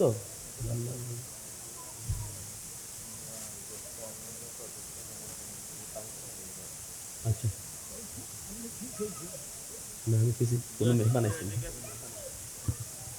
আবু বকর সিদ্দিক বলতেছেন, ইয়া রাসূলুল্লাহ, আপনি একটু দাঁড়ান, আমি ভিতরে ঢুকি। কোনো জীব জানোয়ার থাকলে ক্ষতি হয় আমার হোক, আপনার যেন ক্ষতি না হয়। রসুলকে গুহার ভিতর মুখে রাইখা সিদ্দিক আকবর ভিতরে ঢুকছেন। পাগড়ি সিরে সিরে যতগুলি গর্ত ছিল, গর্তের মুখগুলি বন্ধ করেছেন। একটা গর্তের মুখ বন্ধ করার মতো কাপড় ছিল না, নিজের পা দিয়া গর্তের মুখটা আটকায় রাখছেন। এরপরে আবু বকর সিদ্দিক মায়ার নবীকে ডাক দিলেন, ইয়া রাসূলুল্লাহ, ওগো নবীজি, আপনি এবার ভিতরে আসেন। নবীজি ভিতরে ঢোকা মাত্রই সিদ্দিকে আকবর রসুলকে বলতেছেন, ইয়া রাসূলুল্লাহ, আপনি আমার কোলে মাথা রেখে ঘুমান গো নবী, অনেক কষ্ট হয়েছে আপনার। রসুল সিদ্দিকের কোলের মধ্যে মাথা রেখে ঘুমায় পড়ছেন। হযরত ওমর কান্দেন আর বলেন, ভাই আবু বকর, এই মুহূর্তে ঘুমের প্রয়োজন ছিল তোমার বেশি। সুবহানাল্লাহ। 40টা রাত যে ঘুমায় না, আজ ঘুমের প্রয়োজনটা, এই মুহূর্তে ঘুমের প্রয়োজনটা ছিল আপনার, কিন্তু নিজে না ঘুমায়া দু জাহানের বাদশারে ঘুম পাড়াইছেন। মায়ার নবীর নুরানি চেহারাটা আপনি নয়ন জুড়ে জুড়ে দেখছেন। যেই গর্তের মধ্যে আপনি পা দিয়ে আটকায় রাখলেন, ওই গর্তটার মধ্যেই ছিল বিষাক্ত সাপ। সাপে দিল কামড়, বিষের যন্ত্রণায় অস্থির, কিন্তু আপনি বডি নাড়ান না, কারণ বডি নাড়াচাড়া করলে আমার মায়ার নবীর ঘুম ভেঙে যাবে। সাপের বিষের যন্ত্রণা, যে সাপের কামড় খায় সে জানে রে যুবক, কেউ বুঝবে না। সিদ্দিক আকবরের চেহারাটা পর্যন্ত কালো হয়ে গেল, দাঁতে দাঁতে কিরিমিরি খেয়ে তিনি হজম করতেছেন। এরপরও নিজের বডিটা নাড়াচাড়া করেন না, কারণ দু জাহানের বাচ্চা তার কুলে ঘুমাইতেছেন। নবীজির ঘুম ভাঙলে কষ্ট হবে। সাহাবায়ে কেরাম কত বড় আশিক ছিলেন। হযরত আলী রাদিয়াল্লাহু তাআলা আনহুর উরাতেও রসুল তাবুক যুদ্ধ থেকে ফিরে আসার পথে এবার রসুল একটু ঘুমাইছিলেন। হযরত আলী আসরের নামাজ পড়তে পারেন নাই। আলী মনে করছেন হয়তো রসুল একটু পরে উঠে যাবেন, কিন্তু নবীজির আর ঘুম ভাঙলো না। সূর্য ডুবে গেল, রসুলের ঘুম ভাঙলো। রসুল বলতেছেন, আলী, ও আলী, চেহারাটা এমন কেন? আসরের নামাজ বুঝি তুমি পড়ো নাই? আলী বলতেছেন, নবী গো, নামাজ পড়ি নাই গো নবী, কাজা হয়ে গেছে। রসুল বলেন, আমাকে ডাক দিলা না কেন? আলী বলে, ইয়া রাসূলুল্লাহ, দু জাহানের বাদশা আমার কুলে ঘুমায়, এমন খুশনসিব কয়জনের আছে গো নবী? আমার মন সায় দেয় নাই আপনারে ডাক দিয়া ঘুম ভাঙাবো। সূর্য ডুবে গেছে, কাজা পরে নিব। মায়ার নবী হাত উঠায় দিছেন, হাত উঠায় বলতেছেন, ও আসমানের মালিক, ও সূর্যের মালিক, তোমার সূর্য কেন ডুবে গেল? আলী তো নিজের ইচ্ছায় নামাজ কাজা করে নাই, তোমার বন্ধুর আরামের জন্য তার নামাজ কাজা হয়েছে। আল্লাহ, আমি হাত উঠায় দিলাম, এই হাত উপরে থাকতে থাকতে ডুবন্ত সূর্য তুমি আবার আকাশে উঠাও, যেন আমার আলী যথা টাইমে নামাজ পড়তে পারে। রদ্দে শামস নামক কিতাবের ভিতরে লিখেন, রসুলের হাত উপরে থাকতে থাকতে আল্লাহ পাক ডুবন্ত সূর্য আবার আকাশে উঠায় দিলেন।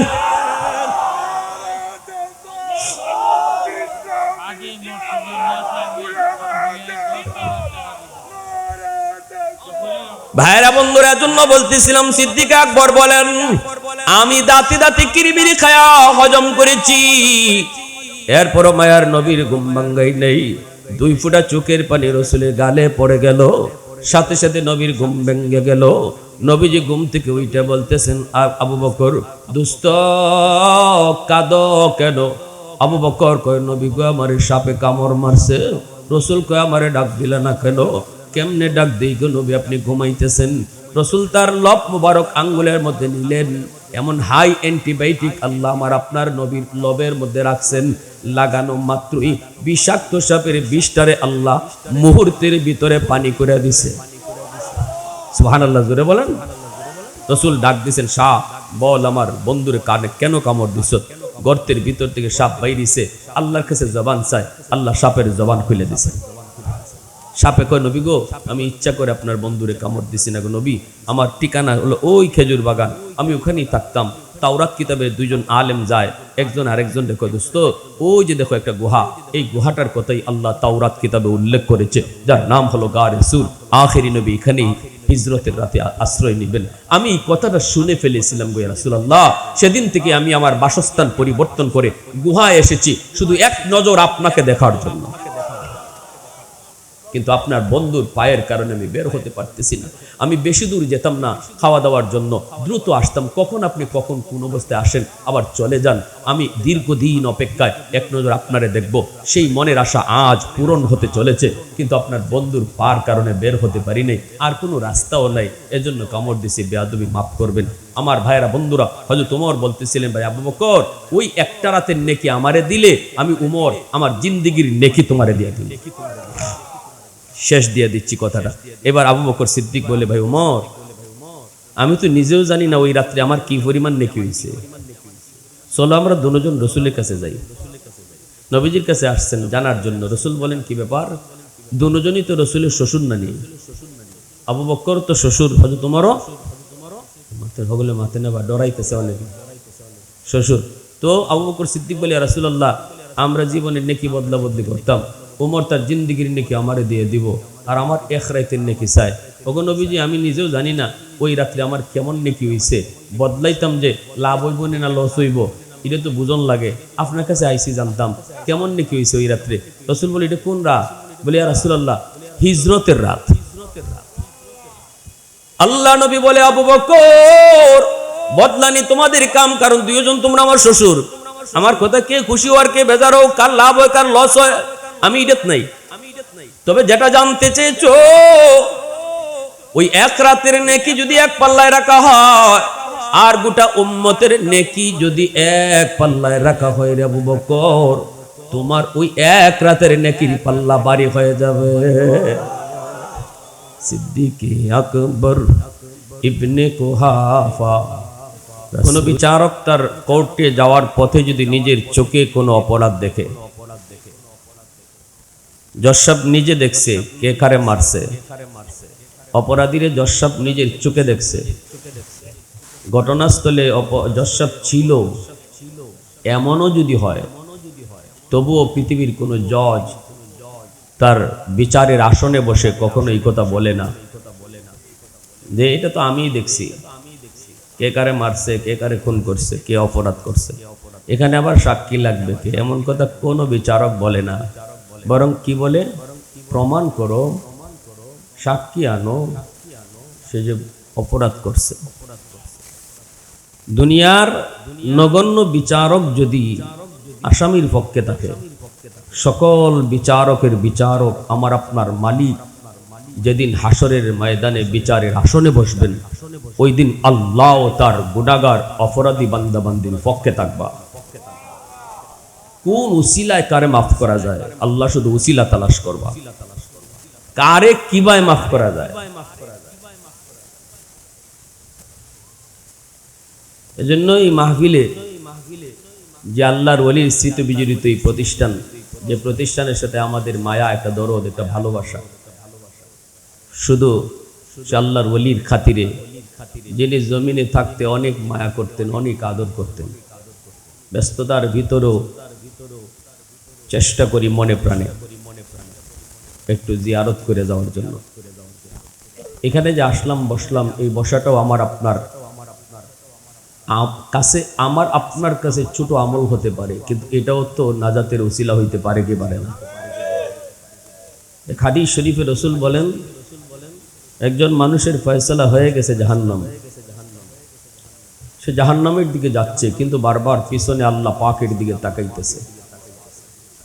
তো আল্লাহ পাক তারে জিজ্ঞেস করবেন, বান্দা, তোর ফয়সালা হলো জাহান্নাম, তুই যাবে জাহান্নামে, কিন্তু বারবার আমাকে কি দেখো?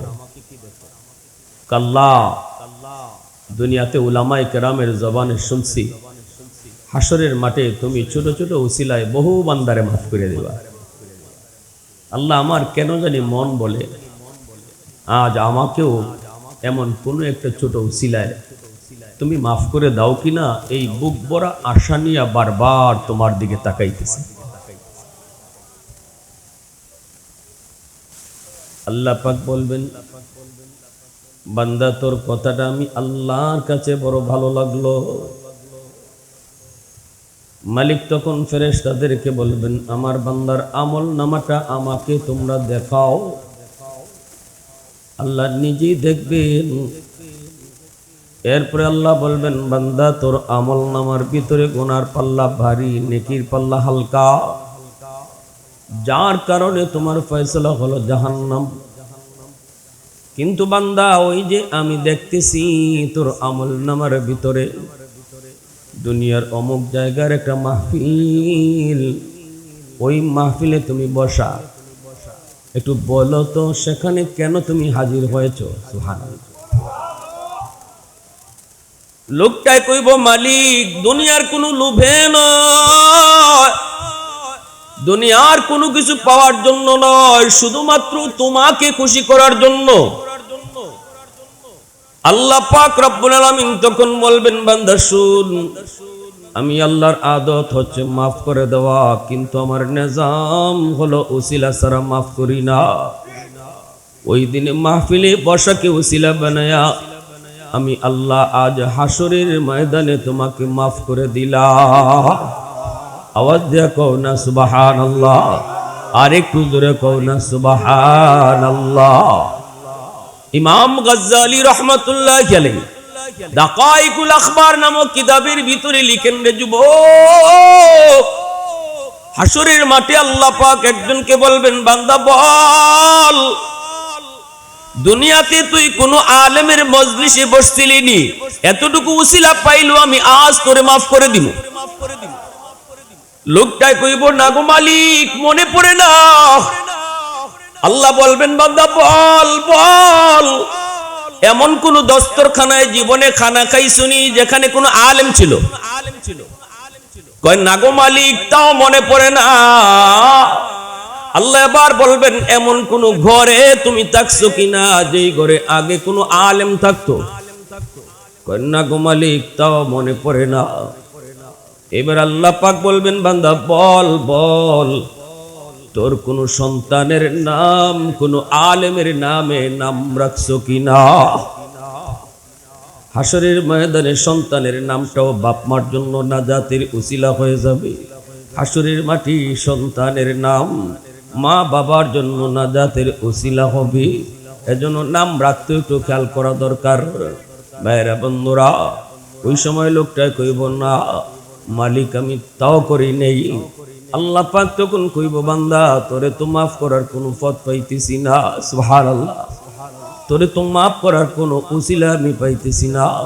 বান্দা একটু বল বল তো দেখি, দুনিয়াতে তোর এমন কোনো বন্ধু ছিল নি যেই বন্ধু আলেম ওলামাকে মহব্বত করত?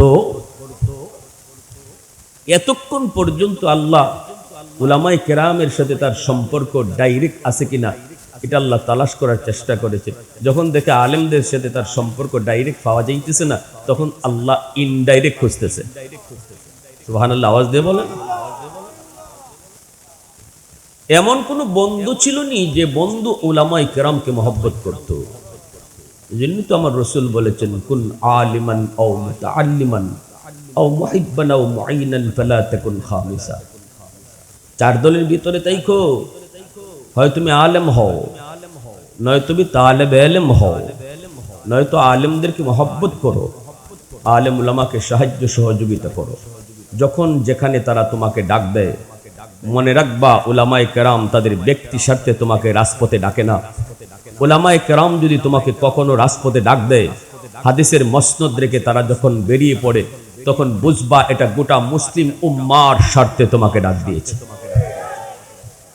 হাদিসের মসনদে যে মজা, এই মজা চেয়ারম্যানে পাইতো না, এই মজা এমপি বুঝে না, এই মজা মিনিস্টারও বুঝে না। এজন্য হাদিসের মসনদের মজা থইয়া উলামায়ে কেরাম যখন রাজপথে নামে, তখন বুঝতে হবে এটা তাদের ব্যক্তি স্বার্থে নয়, তারা কোনো চেয়ারে বইবার জন্য নয়, তারা কোনো নিজেদের স্বার্থ উদ্ধারের জন্য নয়, বরং তোমাকে ডাকতেছে তোমার ঈমান বাঁচানোর জন্য। গোটা মুসলিম উম্মাহ এক বিপদের মুহূর্তে থাকলেই উলামায়ে কেরাম রাস্তায় নামে। উলামায়ে কেরাম সর্বদা জাতির সঙ্গীন হালতে হাল ধরে, ঠিক কিনা জোরে বলেন? বিপদের হালতে উলামায়ে কেরাম হাল ধরে, নেতৃত্ব দেয়, তারাই রাজপথে থাকে। ইতিহাস কত বলবো আপনাকে, রক্ত ঝরানোর ইতিহাস উলামায়ে দেওবন্দের ইতিহাস, ঠিক কিনা? রক্ত ঝরানোর ইতিহাস উলামায়ে দেওবন্দের ইতিহাস। যাদের অন্তরে আল্লাহর ভয় থাকে সে কখনো মাখলুককে ভয় করে না, যাদের অন্তরে খালিকের ভয় থাকে সে মাখলুকের ভয় অন্তরে রাখে না। ঢাকা ইউনিভার্সিটিতে পড়াও সেই শহীদ উসমান হাদি দিলের ভিতরে আল্লাহর প্রেম থাকার কারণে, আল্লাহর ভালোবাসা থাকার কারণে কোন পরাশক্তির ভয় তার অন্তরে ছিল না, তার অন্তরে ভয় ছিল একমাত্র আল্লাহ। উলামায়ে কেরামকে দিল থেকে ভালোবাসতো। নিজের লেখাপড়াও শুরু করেছে মাদ্রাসা দিয়া, নিজের লেখাপড়া শুরু হয়েছে কোরআনের শিক্ষা দ্বারা, নিজের লেখাপড়া শুরু হয়েছে আল্লাহর পরিচিতি দ্বারা, নিজের লেখাপড়া শুরু হয়েছে রাসূলের ইশফার মহব্বতের দ্বারা। যার কারণে কলেজে গিয়ে আল্লাহকে ভুলে নাই, ভার্সিটিতে গিয়ে আল্লাহকে ভুলে নাই, নাস্তিকদের ভিড়ে যায় সে নাস্তিক হয় নাই, কোরআনের সৈনিক হয়েছে। আমরা আপনাদেরকে বলি সবাইকে মাদ্রাসায় ভর্তি করে দাও, এমন কথা বলবো না। কলেজের ছাত্রকে বলবো না তুমি মাদ্রাসায় ভর্তি হও, ভার্সিটির ভাইটাকে বলবো না মাদ্রাসায় ভর্তি হয়ে যাও। সবাই মুফতি সাহেব আর হাফেজ সাহেব হয়ে গেলে ডাক্তার ইঞ্জিনিয়ার হবে কে? আমরা এমন কথা বলবো না। কলেজে আসো ওয়েলকাম, ভার্সিটিতে আসো ওয়েলকাম। শুধু একটাই বলবো, যেখানে থাকো, যে অবস্থায় থাকো, দিলের ভিতরে আল্লাহকে বসাও।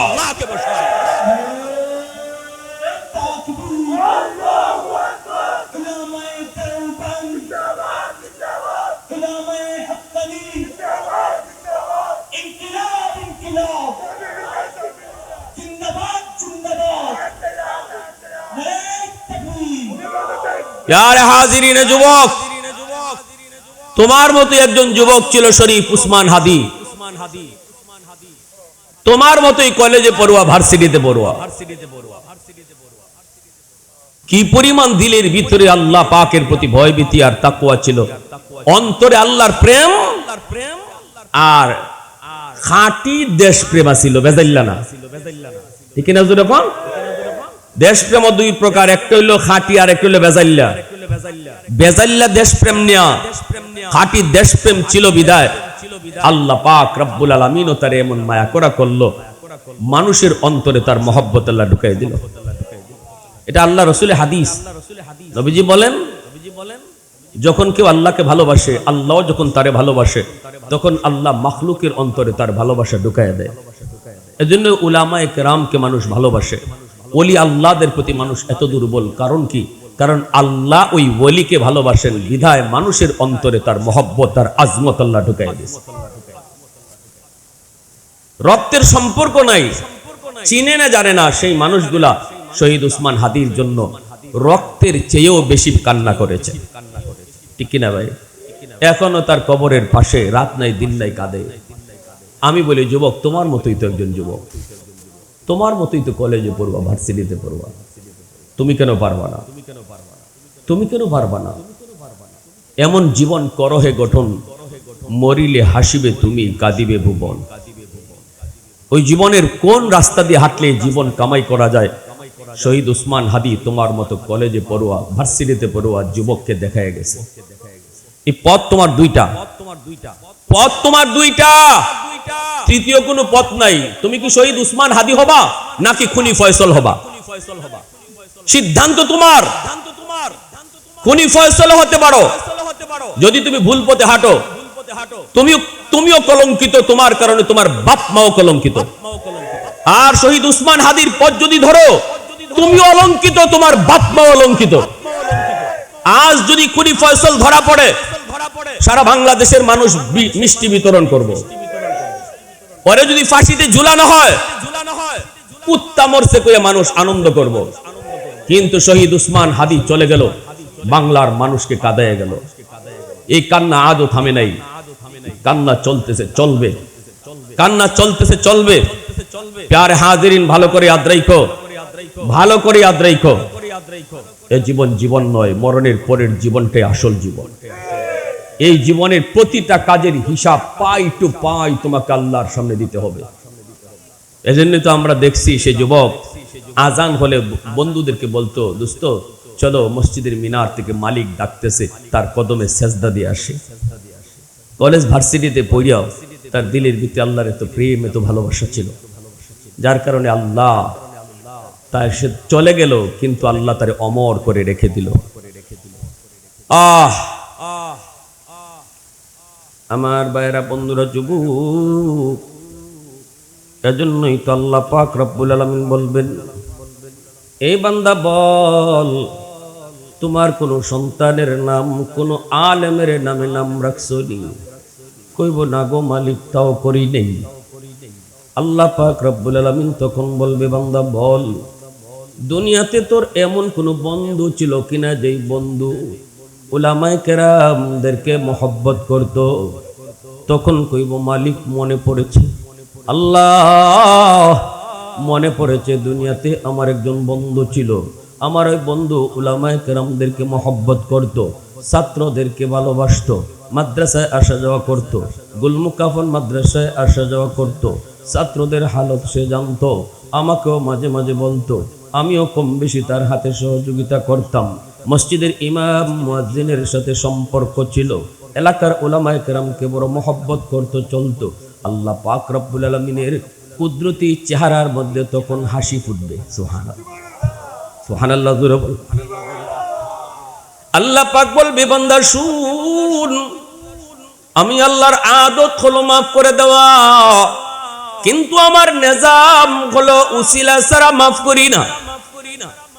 আমার নবীর নায়েবে রাসূল, আমার নবীর নায়েবে নবী উলামায়ে কেরামের সাথে তোর সম্পর্ক ডাইরেক্ট প্রমাণিত হয় নাই, কিন্তু ইনডাইরেক্ট প্রমাণিত হয়েছে। ওই কাজটারে, ওই আমলটারে উসিলা বানাইয়া আমি আল্লাহ হাসরের ময়দানে তোমার নাজাতের ফয়সালা করে দিলাম। আল্লাহ যদি এই আমলকে উসিলা বানাইয়া হাসরের ময়দানে তোমাকে আমাকে মাফ করে দেন, এই ক্ষমতা আল্লাহর আছে না নাই? আরেকটু জোরে কো, আছে না নাই? আল্লাহ চাইলে পারেন কি পারেন না? কারো কাছে আল্লাহর জবাব দেওয়া লাগবে নাকি? আরেকটু জোরে কো, জবাব দেওয়া লাগবে নাকি?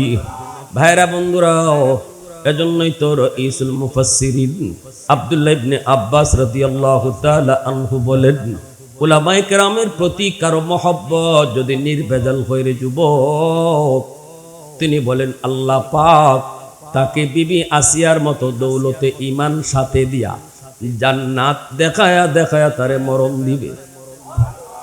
এই উম্মতের ভিতরে যিনি সবচেয়ে বেশি আল্লাহর কোরআনকে তিনি বুঝছেন, রাসূল যারে সার্টিফিকেট দিয়েছেন সবচেয়ে বড় মুফাসসির রাইসুল মুফাসসিরিন আব্দুল্লাহ ইবনে আব্বাস রাদিয়াল্লাহু তাআলা আনহু, তিনি বলছেন, আলেম উলামার প্রতি কারো যদি মহব্বত থাকে, কেউ যদি বলে উলামায়ে কেরামকে দেখলে আমার ভালো লাগে, মাদ্রাসায় গেলে আমার দিলটা শান্তি হয়, ছাত্রদেরকে দেখলে আমার দিলটা খুশি হয়ে যায়, এমন কথা যদি সত্যি কেউ দিল থেকে কয়, আল্লাহ পাক রব্বুল আলামিন বিবি আসিয়ার মতো দৌলতে ঈমান দিয়া তারে মরণ দিবে। আর যদি কেউ কয় মৌলবী দেখতে ভালো লাগে না, এই মোল্লা মুন্সিরা এই দেশটারে খাইছে, এমনও কয়নি না, কয় না? এমন কথা যদি কেউ কয়, আমি মৌলবী কইতেছি না, রাসূলের সব সাহাবীদের ভিতরে যিনি আল্লাহর কোরআন সবচেয়ে বেশি বুঝছেন, উম্মতের ভিতরে যিনি সবচেয়ে বেশি কোরআন বুঝছেন, নবীজির আপন চাচাতো ভাই আব্দুল্লাহ ইবনে আব্বাস রাদিয়াল্লাহু তাআলা আনহু রাইসুল মুফাসসিরিন, তাফসীরের কিতাবের ভিতরে তিনি নিজে লিখেন, কেউ যদি কয় মৌলবী মুন্সি আমার ভালো লাগে না, মাদ্রাসা আমার দেখতে ভালো লাগে না, দেশটারে মৌলবীরা নষ্ট করেছে, মৌলবীরা দেশটারে খাইছে, দিলের ভিতরে যদি মাদ্রাসার প্রতি তার দুশমনী থাকে, উলামায়ে কেরামের প্রতি তার বিদ্বেষ থাকে, তিনি বলতেছেন ওই লোকটা মরণের সময় ফেরাউনের মতো বেঈমান হয়ে মরবে। তার কপালে যত বড় নামাজের দাগ থাকুক, বছরে বছরে সে যত উমরাই করুক, বছরে বছরে সে যত হজই করুক, মসজিদ মাদ্রাসায় লক্ষ লক্ষ টাকা দান করুক, তবুও তিনি বলতেছেন, আমি আব্দুল্লাহ বলতেছি, মরণের সময় ফেরাউনের মতো বেঈমান হয়ে মরবে। নাউজুবিল্লাহ। যখন রাইসুল মুফাসসিরিন বলেন, যদি আমার কথা তোমাদের বিশ্বাস না হয়, এরপরে কথাটা আরো শক্ত করে বলছেন, আমার কথা যদি তোমাদের বিশ্বাস না হয়, তাহলে তোমরা তার কবর খুঁদো। কি কইছেন? কবর খুঁদো। কবর খুঁজতে দেখো তোমরা চেহারা রাখছিলা কিবলামুখী কইরা, কিন্তু ফেরেশতারা তার চেহারা কিবলা থেকে ঘুরাইয়া দিছে। নাউজুবিল্লাহ, জোরে কও। তিনি কইছেন যদি আমার কথা তোমাদের বিশ্বাস না হয়, কসম করে বলি আমি আব্দুল্লাহ তার কবর খুঁদো। কবর খুঁজতে দেখবা তার চেহারা কিবলার দিকে নাই, কিবলা থেকে চেহারা ঘুরাইয়া দেওয়া হয়েছে। এজন্য বলি যুবক একটু সাবধান, সাবধান, সাবধান। হাসরের ময়দানে কিন্তু আল্লাহ পাক রব্বুল আলামিন বহু মানুষকে উলামায়ে কেরামের প্রতি মহব্বত থাকার উসিলায় তারা মাফ করে দিব। এই কথাটা তিনি কোত্থেকে বলছেন? মূসা নবীরে যখন নদীর ঘাট থেকে পাইয়া আনছেন, কে? বিবি আসিয়া। বাক্সের মধ্যে ছিলেন নবী, নদীর ঘাট থেকে পাইয়া আনছেন। চেহারাটা এত সুন্দর, নবীর চেহারা তো সুন্দর হবেই, কারণ যেই যুগে আল্লাহ যারে নবী বানান, আল্লাহ ওই নবীকে ওই যুগের সবচেয়ে সুন্দর করে বানান। সুবহানাল্লাহ। যে যুগে যিনি নবী হয়েছেন তিনি ওই যুগের সবচেয়ে সুন্দর মানুষ। নবীরা নিখুঁত ছিলেন, তাদের দেহের কোনো খুঁত ছিল না। আর মির্জা গোলাম মোহাম্মদ কাদিয়ানী ইয়ে কানা ছিল, খানা কিতা ছিল, মাতবা খানা বেটারে নবী বানাইবার লাগে আল্লাহ ঠেক শুননি। আল্লাহ যার নবী বানান। আচ্ছা, আপনি 1.5 লক্ষ পয়গম্বরগণের ভিতরে একজন নবী বাইর করেন খালি, যার একটা আঙ্গুলা ছিল না, যার একটা কানা ছিল না, যার কোনো একটা জায়গা খুঁত ছিল, একজনও পাইবেন না। এতে করে বোঝা গেল মির্জা গোলাম আহমদ কাদিয়ানী আল্লাহর বানানি নবী না, নিজে নিজে নবী। এজন্য এ ভণ্ড কাদিয়ানীরা কাফির। কাদিয়ানীদেরকে যে কাফির কইতো না, এও কাফির, ঠিক কিনা? যখন বাথরুমে পড়ে মরছে, কি জাত মরণ? ইজ্জতের মরণ হইছে। বাথরুমে পড়িয়া নাফাক খায়া খায়া মরণ। ভাইয়ের আমার, এজন্য কাদিয়ানীদের বিরুদ্ধে আমাদের কোনো কম্প্রোমাইজ নাই, কোনো ছাড় নাই। এখানে আমাদের কাদিয়ানী বিরোধী আন্দোলনে কার লম্বা টুপি, কার গুল টুপি, কার লম্বা পাঞ্জাবি আর কাটা পাঞ্জাবি, কার কেডায় আলিয়াত পরে আর কেডায় কমিত পরে, কে সুন্নি আর কে ওয়াহাবি, এই প্রশ্ন যে আনবো ইয়ে ওই নবীর দুশ্মন। জোরে বলেন ঠিক কিনা? হাসরের মাঠে বিন্দু পরিমাণ রসুল তোমাকে সুপারিশ করবে না, আর আমার নবীর সুপারিশ ছাড়া মুক্তি পাবার আশাও করা যায় না। রসুলের সামনে খালি কে কইবেন নবী গো আমি আপনার উম্মত, রসুলে কইব হরইগান থেকে আমার খতম নবুয়তের চেয়ার তোমার সামনে ডাকাইতের দলে লইয়া যায়, আর তুমি চাইয়া চাইয়া তামসা দেখছো আর কইছো এটা লম্বা টুপিওয়ালারা আন্দোলন, আমি গুল টুপি। রসুলে কয় তোমারে চিনি না, ঠিক কিনা? জোরে কও। এজন্য খতমে নবুয়তের আন্দোলন এটা কোনো গোষ্ঠীর নয়, এটা কোনো ফিরকার নয়, এটা কোনো দলের নয়। খতমে নবুয়তের আন্দোলন গোটা মুসলিম উম্মার আন্দোলন। খতমে নবুয়তের আন্দোলন নবীর গোটা উম্মতের আন্দোলন।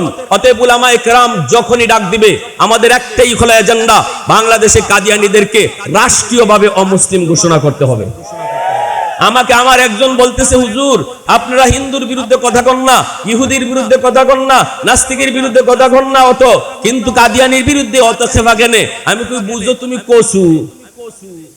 হিন্দু বাংলাদেশে বসবাস করে কোনো আপত্তি নাই, ইহুদি বাংলাদেশে বসবাস করবে কোনো আপত্তি নাই, কোন ধর্মের মানুষকে আমরা বাধা দেব না, কারণ আমার রসুল মদিনার রাষ্ট্রনায়ক। রসুল মদিনার রাষ্ট্রনায়ক, সকল ধর্মের মানুষ মদিনায় বসবাস করেছে, রসুল তাদের ধর্মীয় স্বাধীনতা দিয়েছেন।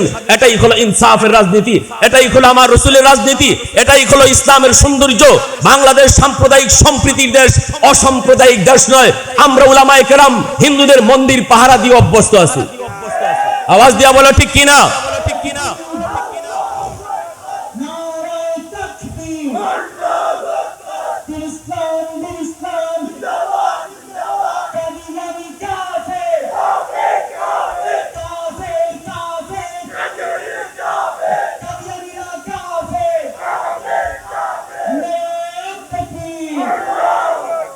হিন্দু কোনদিন কয় আমি মুসলমান? হিন্দুরে যদি আপনি জিগান তুই কোন ধর্মের, কইব আমি হিন্দু। খ্রিস্টানরে যদি আপনি জিগান তুই কোন ধর্মের, কইব আমি খ্রিস্টান। ইহুদিরে জিগাইলে কইব আমি ইহুদি। কিন্তু কাদিয়ানি তোরে জিগাইলে তুই কে লাগে কস আমি মুসলমান। এখানে আমাদের অবজেকশন। তুমি তোমার ভিন্ন পরিচয় দাও, ভিন্ন ধর্মের পরিচয় দাও, কোনো আপত্তি নাই আমাদের। ভিন্ন ধর্মের মানুষ যেভাবে বাংলাদেশে বসবাস করে তোমরা বসবাস করো, কিন্তু পরিচয় দিবা আমি মুসলমান, এখানে অবজেকশন। ঠিক কিনা? আমার নবীর শেষ নবী মানবা না, আর মির্জা গোলাম আহমদের নবী মানবা, পরিচয় দিবা মুসলমান, এটা কোনোদিন মুসলমান বরদাস্ত করবে না। এতে যদি রক্ত দিতে হয় রক্ত দিতে রাজি আছি, এতে যদি জীবন দিতে হয় জীবন দিতে রাজি আছি। হাসরের মাঠে এতটুকুতে বলতে পারবো রাসূল আপনার খতমে নবুয়তের আন্দোলন করতে যায় রক্ত ঝরাইছি, এটাই আমার সুপারিশের জন্য যথেষ্ট। ঠিক কিনা জোরে কও। প্যারে হাজিরিন, মুসা আলাইহিস সালামকে বিবি আসিয়া ভাই আনছেন, আনার পরে তাই দেখিয়া বড় মায়া লাগছে। নবীর চেহারা তো মায়া লাগবেই। ফেরাউনের কাছে লই আইয়া কইতাছেন রাবি গো, দেখো কত সুন্দর একটা বাচ্চা নদীর ঘাটে পাইছি, আমার যে মায়া লাগে। আল্লাহ এখন আসিয়া তুমি আমার নবীর চেহারা দেখিয়া কইছো মায়া লাগে, তেনেও আমারও তোমারে মায়া লাগে। আল্লাহ দৌলতে ঈমান দিয়া দিবেন। আর ফেরাউনে কইছিল আমার কিতা কিতা জানি লাগে। ওখানে তোমার তো গো কিচ্ছু না, আমার তো খবর হইতেছে। কেন কি কও না? যে বাচ্চারা তো আমার ক্ষমতা যাইব। জ্যোতিষীরা কইছে, গণকে কইছে ই বাচ্চা বলে এখনো জীবিত। অত বাচ্চা যে বনি ইসরাইলের মারলাম হাজারে বিজারে, এই বাচ্চা বলে মাইরো পড়ে না, হে এখনো জীবিতই। এই টেনশনে তো আমার ঘুম হারাম, আমার খাওয়া হারাম, আমার সব হারাম। না সেরাত আসি আছে, না আনন্দ আছে। আর তুমি এখন নদীর ঘাট থেকে ফাইয়া লই এইসব একবারে গড়ো। এখন আমার তো ডর লাগে ইডই নি হিডিয়া, ইডই নি আসিয়া এখন তোমার মাথার তার তুর আসেনি। কিতাব বুঝছে যে তোমার মানুষে বাচ্চা বানাইছে না, বাচ্চা এটা বনি ইসরায়েলের বলে হ হতে, এই বাচ্চা বনি ইসরায়েলের কেমনে হইব? হতে কেমনে হইতো না, হইব কেমনে? বনি ইসরায়েল আমরা থেকে বাটি এলাকায়, যদি বনি ইসরায়েল থেকে বাইশে আইতো ইবাই আওয়ার কথা না, নদীর স্রোতে বাইটল নেওয়ার কথা। মূলত আল্লাহ দরিয়ারে আদেশ করছে, এই দরিয়া আমার মূসারে তুই তোর স্রোতের উল্টা লইয়া যা। কারণ আল্লাহর সাথে চ্যালেঞ্জ যে করে, আল্লাহ চ্যালেঞ্জ সহজে নেয় না, আল্লাহ চ্যালেঞ্জ খুব কঠিন ভাবে নেয়। আমরা তো মানুষ, আমরা মনে করি চ্যালেঞ্জ দিলাইছে যে ভাই সহজ হই ভাই, কিন্তু আল্লাহর সাথে চ্যালেঞ্জে যে যায় আল্লাহ এই চ্যালেঞ্জটা খুব কঠিন ভাবে নেয়। ফেরাউনে কইছে মুসা নবীরে মারতো, আর আল্লাহ এখন আমি রাখতাম। এবার দেখি ফেরাউনে জিতেন আল্লাহ জিতেন, আল্লাহ এখন এবার তোর সাথে শুরু হয়ে গেল গাবার চ্যালেঞ্জ। আমি আল্লাহ রাখতাম আর তুই মারতে। আমার মুসারে আমি যেবায় খুশি ইবায় ফালতে পারতাম, বাঁচাইতে পারতাম। যে বৎসর বাচ্চা রাখবার সিদ্ধান্ত, এই বৎসরই তো মুসা নবীর আল্লাহ ফাটাইতে পারেন, কিন্তু আল্লাহ এই বৎসর না ফাটাইয়া যে বৎসর হত্যার নির্দেশ এই বৎসর মুসা নবীরে পাঠাইছেন। এটাই বুঝাইবার লাগে আল্লাহ যে আমি আল্লাহ চ্যালেঞ্জ সহজ ভাবে নেই না, আমি যার সাথে চ্যালেঞ্জে যাই, যে আমার সাথে চ্যালেঞ্জে আয়, এটা খুব কঠিন হয়। এরপরে আল্লাহ এখন দরিয়ারে তুই উল্টা লইয়া যা, আল্লাহ এটা বুঝাইলেন। এটাই আল্লাহ মেসেজ দিলেন যে মুসারে তুই মারতে চাস, এই মুসারে আমি আল্লাহ তোর গড় বড় করাইব। ঠিক কিনা জোরে হন? ওই যে কোনো এক জায়গায় আমি মুসারে বড় করাইতে পারতাম, তাইলে তো আমার চ্যালেঞ্জটা সোজা হয়ে যায়। কিন্তু না, আমি আমার মুসারে তোর গড় বড় করবো। এজন্য ফেরাউনে যখন বিবি আসিয়া কইছেন যে না, এটা তো বনি ইসরায়েলের বাচ্চা হইতে পারে না, বনি ইসরায়েলের বাচ্চা হইলে তো ইবা আওয়ার কথা না। ফেরাউনে তখন কথা তো ঠিক, যুক্তি তো তোমার ঠিক, তাইলে তো বাচ্চা এটা না। আল্লাহ কুদরতি মুস্কি আসে, আল্লাহ কয় কার সাথে ফাল্লা লইছ টের পাস না তো, এখন শস্য ফুল দেখাইব। ঠিক কিনা জোরে কও? ওই যে ফেরাউনে কইছিল আমার ভাল লাগে না, এতে করে আল্লাহ কইতে তোরেও আমার ভাল লাগে না। ফেরাউন বেঈমান হয়ে মরছে। আর আসিয়া কইছিলেন নবীর চেহারা দেখে আমার মায়া লাগে, আল্লাহরও মায়া লাগছে। ঈমান দিবেন শুধু তা না, জান্নাত দেখে দেখে মরণ দিবেন। রাইসুল মুফাসসিরিন আব্দুল্লাহ ইবনে আব্বাস রাদিয়াল্লাহু তাআলা এই জায়গার মধ্যে তাফসীরে তিনি বলছেন, যেই জমানায় নবী থাকবে না কিন্তু নবীর ওয়ারিস উলামায়ে কেরাম থাকবে, ওই উলামায়ে কেরামের চেহারা দেখেও যদি কেউ কয় আলেমদেরকে দেখলে আমার মায়া লাগে, উলামায়ে কেরামকে দেখলে আমার বড় ভালো লাগে। ওই মানুষটারও আল্লাহ পাক বিবি আসিয়ার মতো দৌলতে ঈমান খালি দিবেন তা না, জান্নাত দেখায় দেখায় তারে মরণ দিবেন। আর যে কইব মোল্লা মুন্সি ভাল লাগে না, ফেরাউনের মতো তার মরণ হইব বেঈমান হয়ে। তাহলে উলামায়ে কেরামের প্রতি মহব্বত দরকার আসেনি না নাই? আরো জোরে আসেনি না নাই? আমার ভাইয়েরা, বন্ধুরা, যুবক, এজন্য দিলটা একটু নরম করে কথাগুলো বোঝার চেষ্টা করো। প্রশংসা করব কার? একটু জোরে কও না কার? আর একটু জোরে কও না কার? আর একটু জোরে কও না কার? বেমুরব্বি কায় তোমার নদী তিফলে দানেশ্বর সুদন, বেমুরব্বি কায় তোমার নদী তিফলে দানেশ্বর সুদন, কতরা ইমকান বাশদ বেসদফ গৌহর সুদন, রোজা হাবায়ত কশিদন ইন্তজারে বেশুমার, তাকে দর জৌফে সদফ বারা শবদ দুররে আদন, হফতা হাবায়ত কিতায়ে কি মুশতে পুশ আজ পুশতে মেশ, শাহেদে রাহুল্লা গর্দ দিয়া শহীদে রাকাফন, মাহো হাবায়ত কিতায়ে কে নুতফায়ে আজ পুশতে রহেম, সফদরে খিজত ব ময়দা ইয়া আরুসে अंजुमन, सालो हबायत के ताये के संगे असली जाफताब, लाल गर्दद दरब दख्शा या आकीक अंदर यमन, दौरो हबायत के ताये के मर्द साहिब दिल शवाद, बायजीद अंदर खुरासा या उवैस अंदर करन। अल्लाहु अकबर। जोरे कहो। আল্লাহ পাক বলেন, যেই মানুষটা তওবা করব, ঈমান আনবো, আমল করব, আমি আল্লাহ তার জীবনের যত গুনাহ ছিল ওই গুনাহগুলোকে আমি আল্লাহ নেকি দ্বারা পাল্টায় দিব। এ যুবক, আজকে যে আল্লাহর ওলি জায়গায় ঘুমাছেন, তাদের মিশন ছিল মানুষকে আল্লাহর ওলি বানানি। কিনা জোরে হও। কিভাবে আল্লাহর ওলি হওয়া যায়? তওবার দ্বারা একজন মানুষ মুহূর্তের ভিতরে আল্লাহর ওলি হয়ে যায়। পৃথিবীতে এত সহজ আর কোনো কাম নাই। মেম্বার হতে সময় লাগে, চেয়ারম্যান হতে সময় লাগে, এমপি হতে সময় লাগে, দোকানদার হতে সময় লাগে, জমিদার হতে সময় লাগে। সময় লাগে না শুধু এক কামে, সেটা হলো আল্লাহর ওলি হওয়া। কেউ যদি চায় আল্লাহর ওলি হইতো, মুহূর্তের ভিতরে আল্লাহর ওলি হইতে পারে। খাঁটি দিলে যেই মাত্র তওবা করব, মুহূর্তের ভিতরে আল্লাহ তার নাম ওলির তালিকায় উঠায় দেয়। আওয়াজ দিয়ে কও না সুবহানাল্লাহ। কারণ আল্লাহ বলে, ইল্লা মান তাবা ওয়া আমানা ওয়া আমিলা আমালান সালিহা ফাউলাইকা ইউবাদদিলুল্লাহু সাইয়্যাতিহিম হাসানাত। আল্লাহ পাক বলে, তওবার খাতিরে আল্লাহ পিছনের গুনাহকে আল্লাহ নেকি দ্বারা পাল্টায় দেন।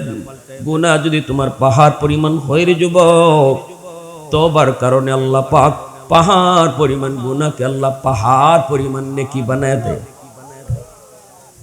সাগর পরিমাণ গুনাহ যদি তোমার হয়, তওবার দ্বারা আল্লাহ পাক সাগর পরিমাণ গুনাহকে সাগর পরিমাণ নেকি বানায় দেন। এজন্যই তওবাকারীর আমল নামায় কোনো গুনাহ থাকে না। শুধু তা না, গুনার আলামতটাও থাকে না। আত-তাইবু মিনাদ যামবি কামান লা যামবা লা। কেন আল্লাহ পাক কোনো আলামত রাখেন না জানোনি? কারণ হলো হাসরের ময়দানে একজন আরেকজনকে আমলনামা দেখাবে। একজন দেখাইতে যায় যখনই কইব, বাইরে তোর এই জায়গা খালি কেন? মনে হয় এখানে কোনো গুনাহ ছিল, আল্লাহ তোমাকে দয়া করে জান্নাত দিয়ে দিছে। এতটুকু শরম যেন তওবাকারীরে দিতে না পারে। এজন্য আল্লাহ পাক ওই খালি জায়গা খালি রাখেন না, বরং নিজের পক্ষ থেকে এই খালি জায়গাটা নেকি দ্বারা ভরপুর করে দে। মুসলমানের আওয়াজে কও না সুবহানাল্লাহ। আল্লাহ বলে, ইন্নাল্লাহা ইউহিব্বুত তাওয়াবিন ওয়া ইউহিব্বুল মুতাতাহহিরিন। তওবাকারীর ভালোবাসার কথা আল্লাহ আগে নিয়ে আসলেন, মুতাতাহহিরিনের ভালোবাসার কথা আল্লাহ পরে নিলেন। তওবাকারী কে? কই গুনাহ করার পর যে কান্দে। মুতাতাহহিরিন কারা? যারা গুনাহ করেই না। যারা পুত পবিত্র, যারা গুনাহ করে না তাদেরকে আল্লাহ ভালোবাসে, গুনাহ করেই না তাদেরকে আল্লাহ ভালোবাসে। আবার গুনাহ করার পর যারা তওবা করে তাদেরকে আল্লাহ ভালোবাসে। এই দুই দল ভালোবাসার ভিতরে আল্লাহ পাক তওবা যারা করে তাদের ভালোবাসার কথা আগে নিয়ে আসছেন। সুবহানাল্লাহ, জোরে কও, আর একটু জোরে কও না সুবহানাল্লাহ। এজন্য আল্লাহ পাক বান্দা গুনাহ মাফ করার ব্যাপারে আমি আল্লাহ তিনটা নাম রাখছি। একটা নাম হলো আমার গাফির, আরেকটা নাম হলো গফুর, আরেকটা নাম হলো গাফফার। ছোট ছোট গুনাহ আমি গাফের নামের উসিলায় মাফ করি, মিডিয়াম সাইজের গুনাহ গাফুর নামের উসিলায় মাফ করি, বড় বড় গুনাহ আমি গাফফার নামের উসিলায় মাফ করি। বড় বড় গুনাহ আমি গাফফার নামের উসিলায় মাফ করে দেই। এজন্যই আবু বকর সিদ্দিক রাদিয়াল্লাহু তাআলা আনহু উমর ফারুক রাদিয়াল্লাহু তাআলা আনহুকে বলতেছেন, ভাই উমর, তোমার জীবনের নেকি আমার চেয়ে বেশি। আবু বকর সিদ্দিক রাদিয়াল্লাহু তাআলা আনহু উমর ফারুক রাদিয়াল্লাহু তাআলা আনহুকে বলেন, তোমার জীবনের নেকি আমার চেয়ে বেশি। উমর ডাক দিয়া বলতেছেন, ভাই আবু বকর, কোন যুক্তিতে আমার নেকি বেশি? আপনি তো সবার উপরে, আপনার মর্যাদা নবীর পরে উম্মতের মধ্যে সবার উপরে, আমি উমরের চেয়ে আপনার মর্যাদা বেশি, তাহলে আমার নেকি বেশি হলো কেমন করে? কোন যুক্তিতে আমার নেকি বেশি? তখনই হযরত আবু বকর সিদ্দিক বলেন, ভাই ওমর, কোনো যুক্তি নয়, কোনো যুক্তি নয়, তবে দলিল আছে, দলিল। কিসের দলিল? কই কোরআনের আয়াত দলিল। সুবহানাল্লাহ, জোরে কইতেন না, আর একটু জোরে কইতেন না। প্রশংসা করব কার? জোরে কও না কার?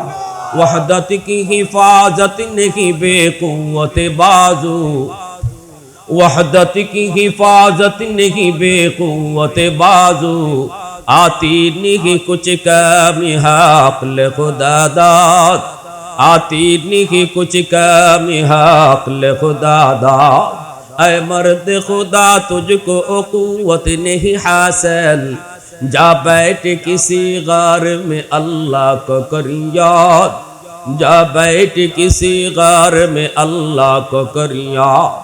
ये सच है कि बातिल की तरफदार नहीं हम, गद्दार न समझो हम गद्दार नहीं हम, फूलों की तो रहनुम मिजाज अपना है नजर, हम तीर नहीं नेज़ा व तलवार नहीं हम, हम तीर नहीं नेज़ा व तलवार नहीं हम।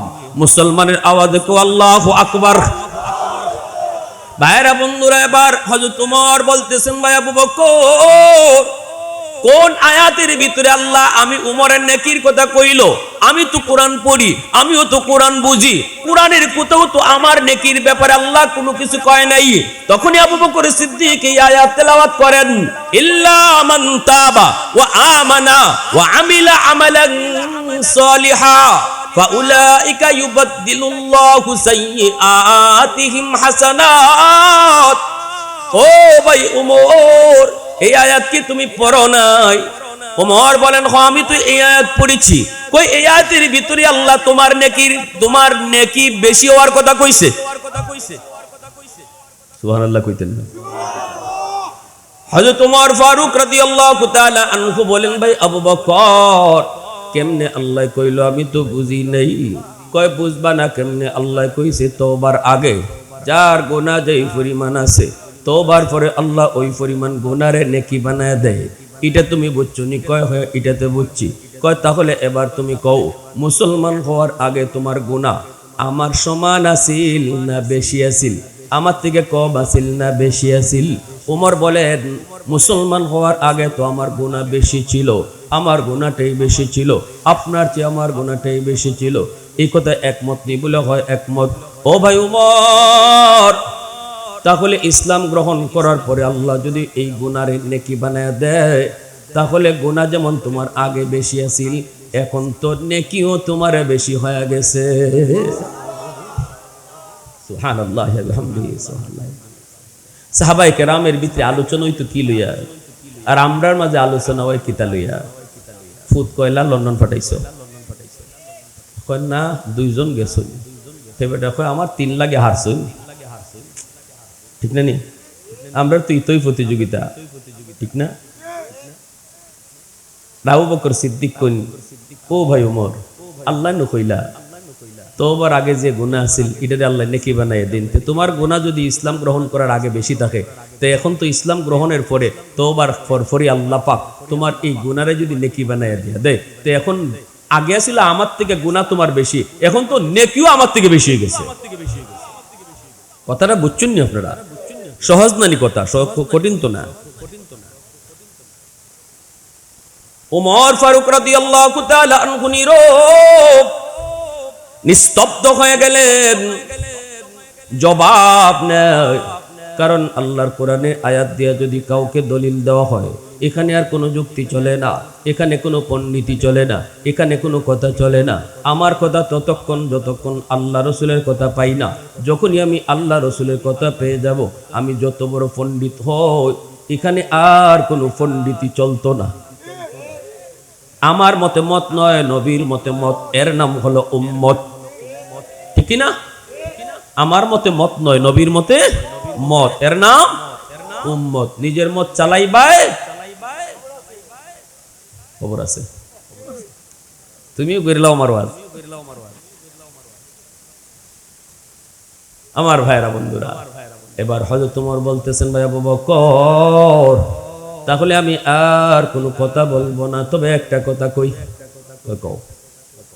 যদি আমি উমরের জীবনের নেকি আপনার চেয়ে বেশি হয়, তাহলে আসেন আমরা দুইজনের জীবনের নেকি বদলা বদলি করি। এক কথাই আমি কইতাম না আমার কম আপনার বেশি, আপনি কইবেন আপনার কম আমার বেশি, ইটা বাদ হইবালা। আমি আগের থেকে প্রস্তাব দিলাম, আমার জীবনের নেকি আপনারা দিলাইমু, আপনার জীবনের নেকি আমারে দিবানি। সিদ্দিক আকবর একটু নীরব, সাথে সাথে হযরত ওমর ফারুক রাদিয়াল্লাহু তাআলা আনহু বলেন, ভাই আবু বকর, গোটা জিন্দেগীর নেকি আমাকে দেওয়া লাগতো না, আমি ওমর আমার গোটা জিন্দেগীর নেকি তোমাকে দিয়ে দিব, তুমি শুধু আমাকে এক রাইতের নেকি দিবাইনি। এক রাইতের নেকি যদি আমাকে দাও, আমি ওমর গোটা জিন্দেগীর নেকি তোমাকে দিয়ে দিব। এই কথা বলতে আবু বকর সিদ্দিক বলতেছেন, ভাই ওমর, এটা কোন রাতের কথা তুমি বলছো? তখনই ওমর বলেন, সেটা হলো ওই রাত যেই রাতে আমার মায়ার নবীর সাথে আপনি হিজরত করেছে।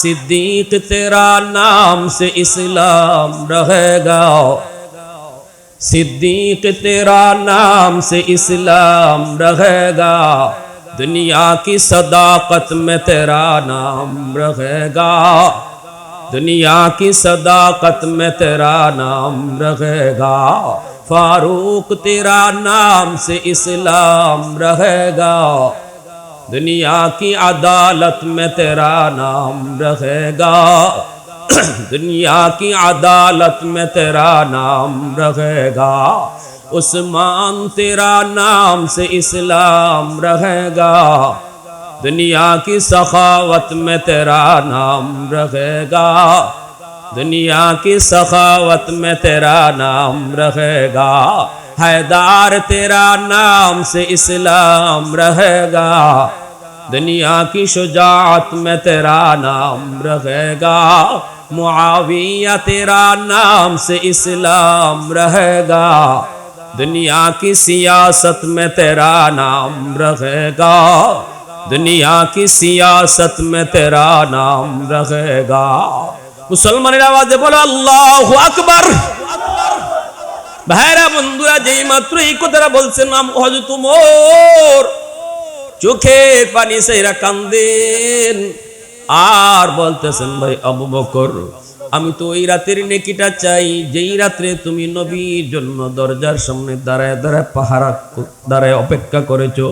আমার রাসূল কখন এসে তোমাকে ডাক দিবেন, দরজার পাশে দাঁড়ায় দাঁড়ায় তুমি সারা রাত অপেক্ষা করেছো। বিছানার মধ্যে পিঠ লাগাও নাই, বিছানায় তুমি পিঠ লাগাও নাই। নবীজি গভীর রাতে দরজার পাশে এসে ডাক দিয়েছেন, আস্তে আস্তে ডাক দিয়েছেন, আবু বকর, সাথে সাথে তুমি দরজা খুলে দিয়েছো। রসুল তোমারে জিজ্ঞেস করেছেন আবু বকর, মদিনার মানব দানব পাক পাখালি সবাই ঘুমায়, মক্কার মানুষও ঘুমায়, আরবের মানুষও ঘুমায়, এই ঘুমন্ত মানুষগুলার ভিতরে তুমি এত তাড়াতাড়ি কেমনে দরজা খুলছো? এরে আবু বকর, তুমি কি ঘুমাও না? সেদিন আপনি বলেছিলেন নবী গো, 40 দিন আগে আপনি ইশারা দিয়েছিলেন আবু বকর, কোন এক রাতে তোমাকে নিয়ে হিজরত করব। ওগো নবীজি, খোদার কসম, ওই দিন থেকে আজ পর্যন্ত আমি বিছানায় পিঠ লাগাই না। গভীর রাতে যদি আমার মায়ার নবী দরজার পাশে এসে আমাকে আস্তে করে ডাক দেন, আর যদি আমার দরজা খুলতে দেরি হয়, তাহলে নবীজির কষ্ট হবে। সেদিন তুমি বিছানায় পিঠ লাগাও নেই, মায়ার নবীর জন্য 40টা রাত অপেক্ষায় ছিলা। এরপরে মায়ার নবীকে নিয়ে তুমি রওনা দিয়েছো, গারে সুরের দিকে উঠবা। এত উঁচা পাহাড়, এই পাহাড়ের উপরে হলো সেই গুহা। সেই গুহায় তুমি কেমনে উঠছো? আমার দু জাহানের বাচ্চা রহমতের নবীর পাহাড় বাইতে তুমি দেও না, নিজের কাদের মধ্যে রসুলদের তুইলা তুমি নিজে নিজে পাহাড় বায়া বায়া উঠছো। আজও যারা মক্কা মদিনা যান, জিয়ারা করায়, দেখবেন গারে সুর, এখানে গেলে পরে আপনারা দেখাইব ওই সেই গুহা, যে গুহা রসুল আশ্রয় নিয়েছিলেন হযরত আবু বকর সিদ্দিককে নিয়া। কিন্তু সাহস হয় না, সাহস হয় না। আমি আমার কথা কই, আমি সাহস করতাম পারছি না উঠবার, কিন্তু মানুষ উঠতেছে। এখন কিন্তু সৌদি সরকার রাস্তা করে দিছে, আপনার জায়গায় জায়গায় দোকান রাখছে, টং রাখছে, আপনি পানির তৃষ্ণা লাগলে পানি পাইবেন, জুস খাইতেছিলে জুস পাইবেন, জিরাইয়া জিরাইয়া জিরাইয়া জিরাইয়া আপনি উঠতে পারবেন। কয়েক ঘন্টা সময় লাগে সেই গাড়ে সুরে উঠতে। রসুলের যুগে কিন্তু এমন রাস্তা ছিল না, জায়গায় জায়গায় জুস পাবেন কোথা থেকে? এই পাথরের উপর পা দিয়া দিয়া সেই গুহায় উঠতে হতো। আবু বকর সিদ্দিক সেদিন দু জাহানের বাদশারে নিজের কাঁধে লইছেন, ইয়া রাসূলুল্লাহ, পাহাড় বাইতে আপনার কষ্ট হবে, আপনি আমার পিঠে উঠেন। রসুলের পিঠে লইয়া সিদ্দিক আকবর ওই পাথরে পা দিয়া দিয়া সেই গুহায় গিয়ে পড়ছে। আল্লাহর নবী যখন যার পিঠে উঠছেন সেই সবার আগে চলে গেছে, ঠিক না? রসুল বুরাকের পিঠে উঠছেন, বুরাক সবার আগে চলে গেছে। রসুল সিদ্দিকের পিঠে উঠছেন, সিদ্দিক উম্মতের মধ্যে সবার আগে চলে গেছে। আল্লাহ রসুল সাল্লাল্লাহু আলাইহি ওয়াসাল্লামকে সেই গারের গুহার মুখে রেখা এবার আবু বকর সিদ্দিক রাদিয়াল্লাহু তাআলা আনহু বলতেছে, ইয়া রাসূলুল্লাহ, ওগো নবীজি, আপনি আগে ঢুকেন না গো নবী, আমি আগে যাই গুহার ভিতরে একটু ঢুকি।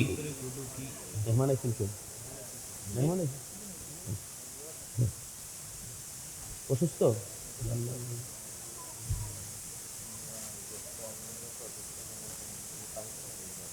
আচ্ছা,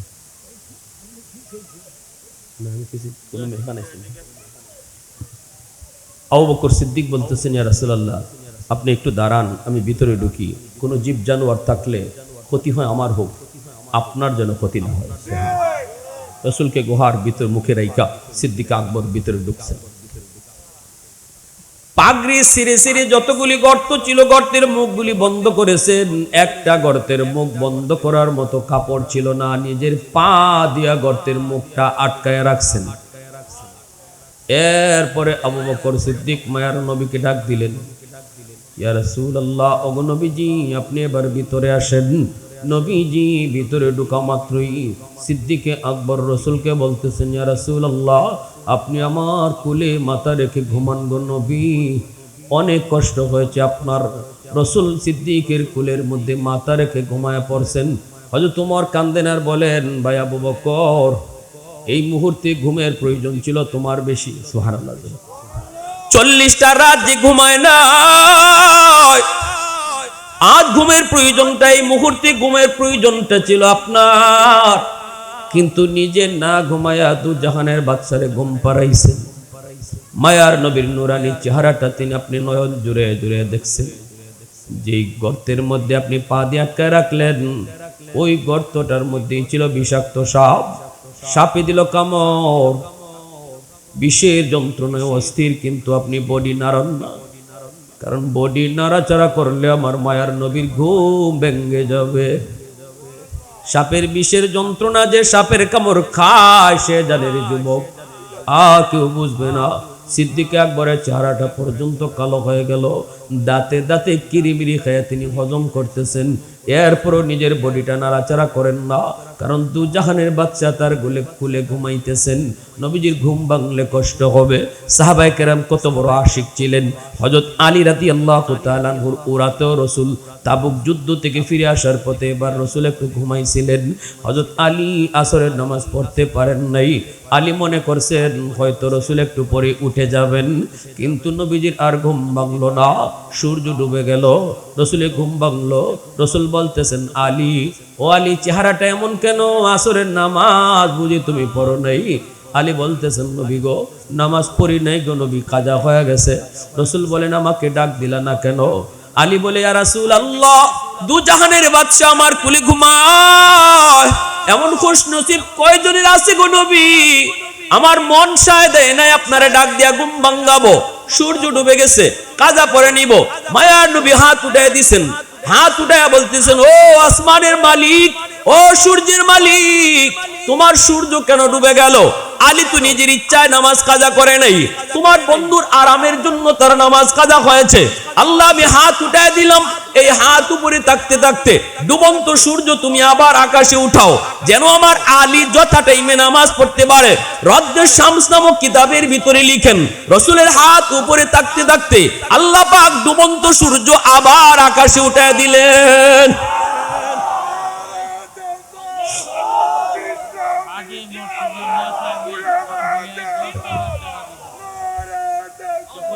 ভাইরা বন্ধুরা, জন্য বলতেছিলাম, সিদ্দিক আকবর বলেন, আমি দাঁতে দাঁতে কিরবিরি খায়া হজম করেছি, এরপরও মায়ার নবীর ঘুম ভাঙ্গাই নেই। 2 ফোঁটা চোখের পানি রাসূলের গালে পড়ে গেল, সাথে সাথে নবীর ঘুম ভেঙে গেল। নবীজি ঘুম থেকে উঠে বলতেছেন, আবু বকর, দুস্ত কাঁদো কেন? আবু বকর কয়, নবী গো, আমারে সাপে কামড় মারছে। রাসূল কয়, আমারে ডাক দিলা না কেন? কেমনে ডাক দেই গো নবী, আপনি ঘুমাইতেছেন। রাসূল তার লব মুবারক আঙ্গুলের মধ্যে নিলেন, এমন হাই অ্যান্টিবায়োটিক আল্লাহ আমার আপনার নবীর লবের মধ্যে রাখছেন, লাগানো মাত্রই বিষাক্ত সাপের বিষটারে আল্লাহ মুহূর্তের ভিতরে পানি করে দিছে। সুবহানাল্লাহ, জোরে বলেন। রাসূল ডাক দিছেন, সাপ, বল আমার বন্ধুরে কানে কেন কামড় দিছ? গর্তের ভিতর থেকে সাপ বাইরিছে, আল্লাহর কাছে জবান চায়, আল্লাহ সাপের জবান খুলে দিছে। সাপে কয়, নবী গো, আমি ইচ্ছা করে আপনার বন্ধুরে কামড় দিছি না গো নবী, আমার ঠিকানা হলো ওই খেজুর বাগান, আমি ওখানেই থাকতাম। তাওরাত কিতাবে 2 জন আলেম যায়, একজন আরেকজন দেখো, দোস্ত ওই যে দেখো একটা গুহা, এই গুহাটার কথাই আল্লাহ তাওরাত কিতাবে উল্লেখ করেছে, যার নাম হলো গারে সুর। আখেরি নবী এখানেই হিজরতের রাতে আশ্রয় নেবেন। আমি কথাটা শুনে ফেলেছিলাম গো রাসূলুল্লাহ, সেদিন থেকে আমি আমার বাসস্থান পরিবর্তন করে গুহায় এসেছি শুধু এক নজর আপনাকে দেখার জন্য, কিন্তু আপনার বন্ধুর পায়ের কারণে আমি বের হতে পারতেছি না। আমি বেশি দূর যেতাম না খাওয়া দাওয়ার জন্য, দ্রুত আসতাম, কখন আপনি কখন কোন অবস্থায় আসেন আবার চলে যান। আমি দীর্ঘদিন অপেক্ষায় এক নজর আপনারে দেখব, সেই মনের আশা আজ পূরণ হতে চলেছে, কিন্তু আপনার বন্ধুর পার কারণে বের হতে পারি নাই, আর কোনো রাস্তাও নাই, এজন্য কামড় দিছি, বেয়াদবি মাফ করবেন। আমার ভাইয়েরা বন্ধুরা, হযরত ওমর বলতেছিলেন, ভাই আবু বকর, ওই একটা রাতের নেকি আমারে দিলে আমি উমর আমার জিন্দেগীর নেকি তোমারে দিয়ে দিই। শেষ দিয়ে দিচ্ছি কথাটা। এবার আবু বকর সিদ্দিক বলে, ভাই ওমর, আমি তো নিজেও জানি না ওই রাত্রে আমার কি পরিমাণ নেকি হয়েছে, চলো আমরা দুজন রাসূলের কাছে যাই। নবীজির কাছে আসছেন জানার জন্য। রাসূল বলেন, কি ব্যাপার? দুজনই তো রাসূলের শ্বশুর নানি। আবু বকর তো শ্বশুর, হযরত ওমরও মাথে নেবা ডরাইতেছে অনেকে, শ্বশুর। তো আবু বকর সিদ্দিক বলে, রাসূলুল্লাহ, আমরা জীবনের নেকি বদলা বদলি করতাম, ওমর তার জিন্দিগির নেকি আমারে দিয়ে দিব, আর আমার এক রাতের নেকি চাই। ওগো নবীজি, আমি নিজেও জানি না ওই রাত্রে আমার কেমন নেকি হইছে, বদলাইতাম যে লাভ হইব না লস হইব, এটা তো বুঝন লাগে, আপনার কাছে আইসি জানতাম কেমন নেকি হইছে ওই রাত্রে। রাসূল বলে, এটা কোন রাত? বলে, ইয়া রাসূলুল্লাহ, হিজরতের রাত। আল্লাহ নবী বলে, আবু বকর, বদলানি তোমাদের কাম, কারণ 2 জন তোমরা আমার শ্বশুর। আমার কথা কে খুশি হওয়ার কে বেজার হোক, কার লাভ হয় কার লস হয় আমি ইডেত নাই। তবে যেটা জানতে চেয়েছো, ওই এক রাতের নেকি যদি এক পাল্লায় রাখা হয়, আর গোটা উম্মতের নেকি যদি এক পাল্লায় রাখা হয় রে আবু বকর, তোমার ওই এক রাতের নেকির পাল্লা ভারী হয়ে যাবে। সিদ্দিক আকবর ইবনে কুহাফা রাসূলের অবিকল ছায়া ছবি, দিনের তোরে কে আর এমন, দিনের তোরে কে আর এমন, উজাড় করে দিল যা কিছু সবই, উজাড় করে দিল যা কিছু সবই। আল্লাহু আকবার, জোরে বলেন। ভাইরা বন্ধুরা, এবার আমরা যারা এখানে বসলাম, আমরা আল্লাহর ওলি এখানে শুয়ে আছেন, এই উনার প্রতিষ্ঠিত মাদ্রাসায় আসছি, যে ওলির মিশন ছিল মানুষকে আল্লাহর ওলি বানানো। আমরা কি আজকে একটু তওবা কইরা আল্লাহর ওলির দফতরের নাম লেখাইতাম পারি না? কারা কারা তওবার নিয়তে বইছে হাত উঠে আল্লাহরে দেখাও। আল্লাহ তুমি কবুল করো। আল্লাহ আমরা তওবা করলাম, আর জীবনে গুনাহ করব না। আল্লাহ আর জীবনে তোমারে নারাজ করব না। আল্লাহ যে পথে ভুল পথে চলছি, তওবা করি আর